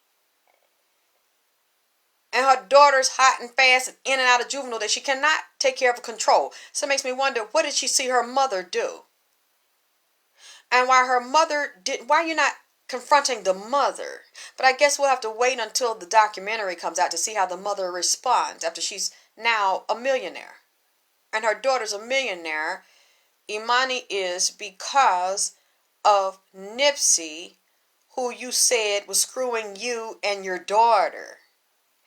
And you did not confront this or bring this to the world when he was living in his body 2 years ago or before 2019. But now I shouldn't read him. I shouldn't feed him. I should not mention him. I should not have any respect for him because you tell me that you're friends with Tanisha's daughter, and Tanisha said that Nipsey was fucking her daughter, and the daughter is telling you that Nipsey was fucking her, and the daughter is telling you that you need to tell me that basically I'm a dumb bitch with bad judgment. I mean, that's how I'm taking this. Because you said I'm loving, respecting, and honor someone that doesn't deserve to be loved and respected because he's a child. He's a pedophile. And I might be in bad judgment. And so I asked you to bring me some straightening. Show me the DNA. Show me that you, through the hospital and the police, so that we can all know here, you have Nipsey's DNA. and that there's a rape kit performed on Tanisha's daughter, and that Nipsey's seminal fluid and DNA was found in her mouth, her throat, her vagina, in it, out, about, around it, and the anal rectal cavity. The dates and times of the rapes. And why did Tanisha continue to have this man around her children, accept all his money to pay rents, going to pay expensive hotel rooms that are, what, 10, 15,000 a night, and fight other women, sleep with women and him, and claim this as her man and have him tatted on her body, fight Lauren about him, they arguing back and forth about a man that likes to screw your little children. Up there crying. You know what? I see why Samantha tried to take in money from you. I really see why, and I don't know if you didn't show up to Nipsey's memorial service because you weren't allowed, they didn't want your ass there, or you was just busy that day. Because if they didn't want you there, now I see why. I hope his family knows what you're doing and what you're saying. And how all y'all bitches, it's something with me and you all. Every week y'all start shit with me. You put my address out, my birthday, my phone number, you keep threatening to pull up, beat me. Lauren's going to pull up and beat me. Now, I need to leave him alone. Not just because you don't like me feeding him and doing his readings, because now I am aiding and abetting and representing and respecting and loving and admiring a pedophile, a known pedophile. Just because you had somebody arrested for that doesn't mean they did it. Especially from what I keep hearing about you. You confirm what I'm hearing in the spirit, that you said I'm a liar and I'm crazy. But everything I've said about you, people from your own hometown are confirming that you're this type of person. You set Nipsey up. And I've also mentioned the pedophiles in that gang. And a lot of those rappers in that gang in them 60s secretly are bisexual from jail and inside of there, and prostitute little children and prostitute their own sisters. I've mentioned this before. And even things I saw about Pepper, Big U, and how he extorted and messed with boys in prison. And they still do things like this. I've been said this. But instead of you dealing with that and addressing that, I guess it doesn't benefit you. You want to say that Nipsey's the pedophile here. And all I asked her for was proof. I'm still waiting. I haven't gotten a response. But if you think that it's that easy to just tell me something from a known liar and a whore and a junkie, then I'm sorry. It's not. I want to see it. And if you say things that's because I've had so many people lie on me about sexual shit like that, and I never did the shit, and I never proved it, and they didn't have to prove it. Just because people liked hearing it about me, or wanted me to be that, or wanted to believe that, or believe in the person that said it, they just believe that shit about me with no fucking evidence. And all I'm asking you is, I'm not saying he didn't do it. I believe he didn't in my gut. But all I'm asking you is to prove to me that he did. Since he was arrested, I'm sure this girl went to the hospital. I'm sure a rape kit was done, since you said she was raped by him in the mouth and butt. So and that happened 2007, 2008. You should have no problems, since you was sleeping with him and drinking cum and fucking him and you got a child by him. I'm sure you could easily have found this DNA around your house. I'm sure it's already in the records, medical records, and the police have it. But why did he never get convicted and go to prison? He was arrested, he had a bail, but he was not indicted and had a trial and was convicted. Why is that? So if you want me to believe you, I have no problem believing you if you can show me concrete evidence that this man is a pedophile, your lover, the father of your child, and someone that you wouldn't let go of, that you kept screwing up until his assassination. What is that? That's not what it says about me. What does it say about you? Because I would never do that. I would never let any man have sex with my child or put his dick in his mouth and then still screw them because they're rich and because I like fucking them. And then when they physically die, but then I get them arrested. Clearly, y'all must have had a breakup for you to have your daughter say that shit. And then y'all got together, but you still wouldn't come out and correct it. Just like the guy tried to come back to talk to Nipsey to tell Nipsey that he did not touch Imani and tell him the real reason that Tanisha told him that he touched Imani because of the drugs. Nipsey would not come down and speak to the man so he could reveal how Tanisha is. He believed Tanisha. I'm hoping he sees now. And I think he kind of does from the reading he had me do on her 2 years ago and why he would never be with her.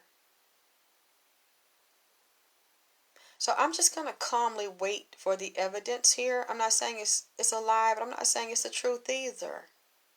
But it looks really sketchy because I'd never fuck with a nigga that fucked my child and fucked my child in the mouth with a gun. I mean, come on, man. What these people have no, these women have no honor and no integrity he was fucking with. I mean, this shit blows my mind. That he would be fucking with people that would do this. It's clear she had it out for him too. And then she had to come up off of his death too. Never heard anything about. I've heard some about this before because a lady brought it to me that somebody told us to her like a year or so ago about Nipsey. We didn't believe it then and we don't believe it now. If he had sex with her and she's 13, 14 years old, you can tell Nipsey is very well endowed. This girl would have had to be stitched up and hospitalized. She would have been torn up. But they didn't send me any hospital records or DNA kits. He would have been going to prison if he did all that to a little girl. You know what? I've been checking my email. I haven't gotten anything from her, and that's what I want. I want medical facts. I want genetic facts. I want the police records, rape kits. Oh, she should have no problem. Since you are saying this about, you know, I mean, this is just mind-blowing to me. Every week they come to me, starting shit with me, trying to make me turn against him. But I don't see them doing that to anybody else. And he's been upset about it all night. And he thought I was going to turn on him. And I was like, no, I need to see evidence that you did this. And he keeps saying I didn't do that. And then I had other people look at it. They said he didn't do that. He did not sexually assault that girl. He didn't put his penis in any hole in that girl's body. The mother and her put her up to do this shit. She was mad at him because he didn't want to fuck with her. So when he does it, she does stuff like that. She'd rather see him gone and destroyed if she can't be with him. And she's not the only woman that felt like that. But anyway, I'm going to get off here. It's almost 3. Y'all, I need to eat and get some rest. We're going to finish this. I'll be back soon. I love you all.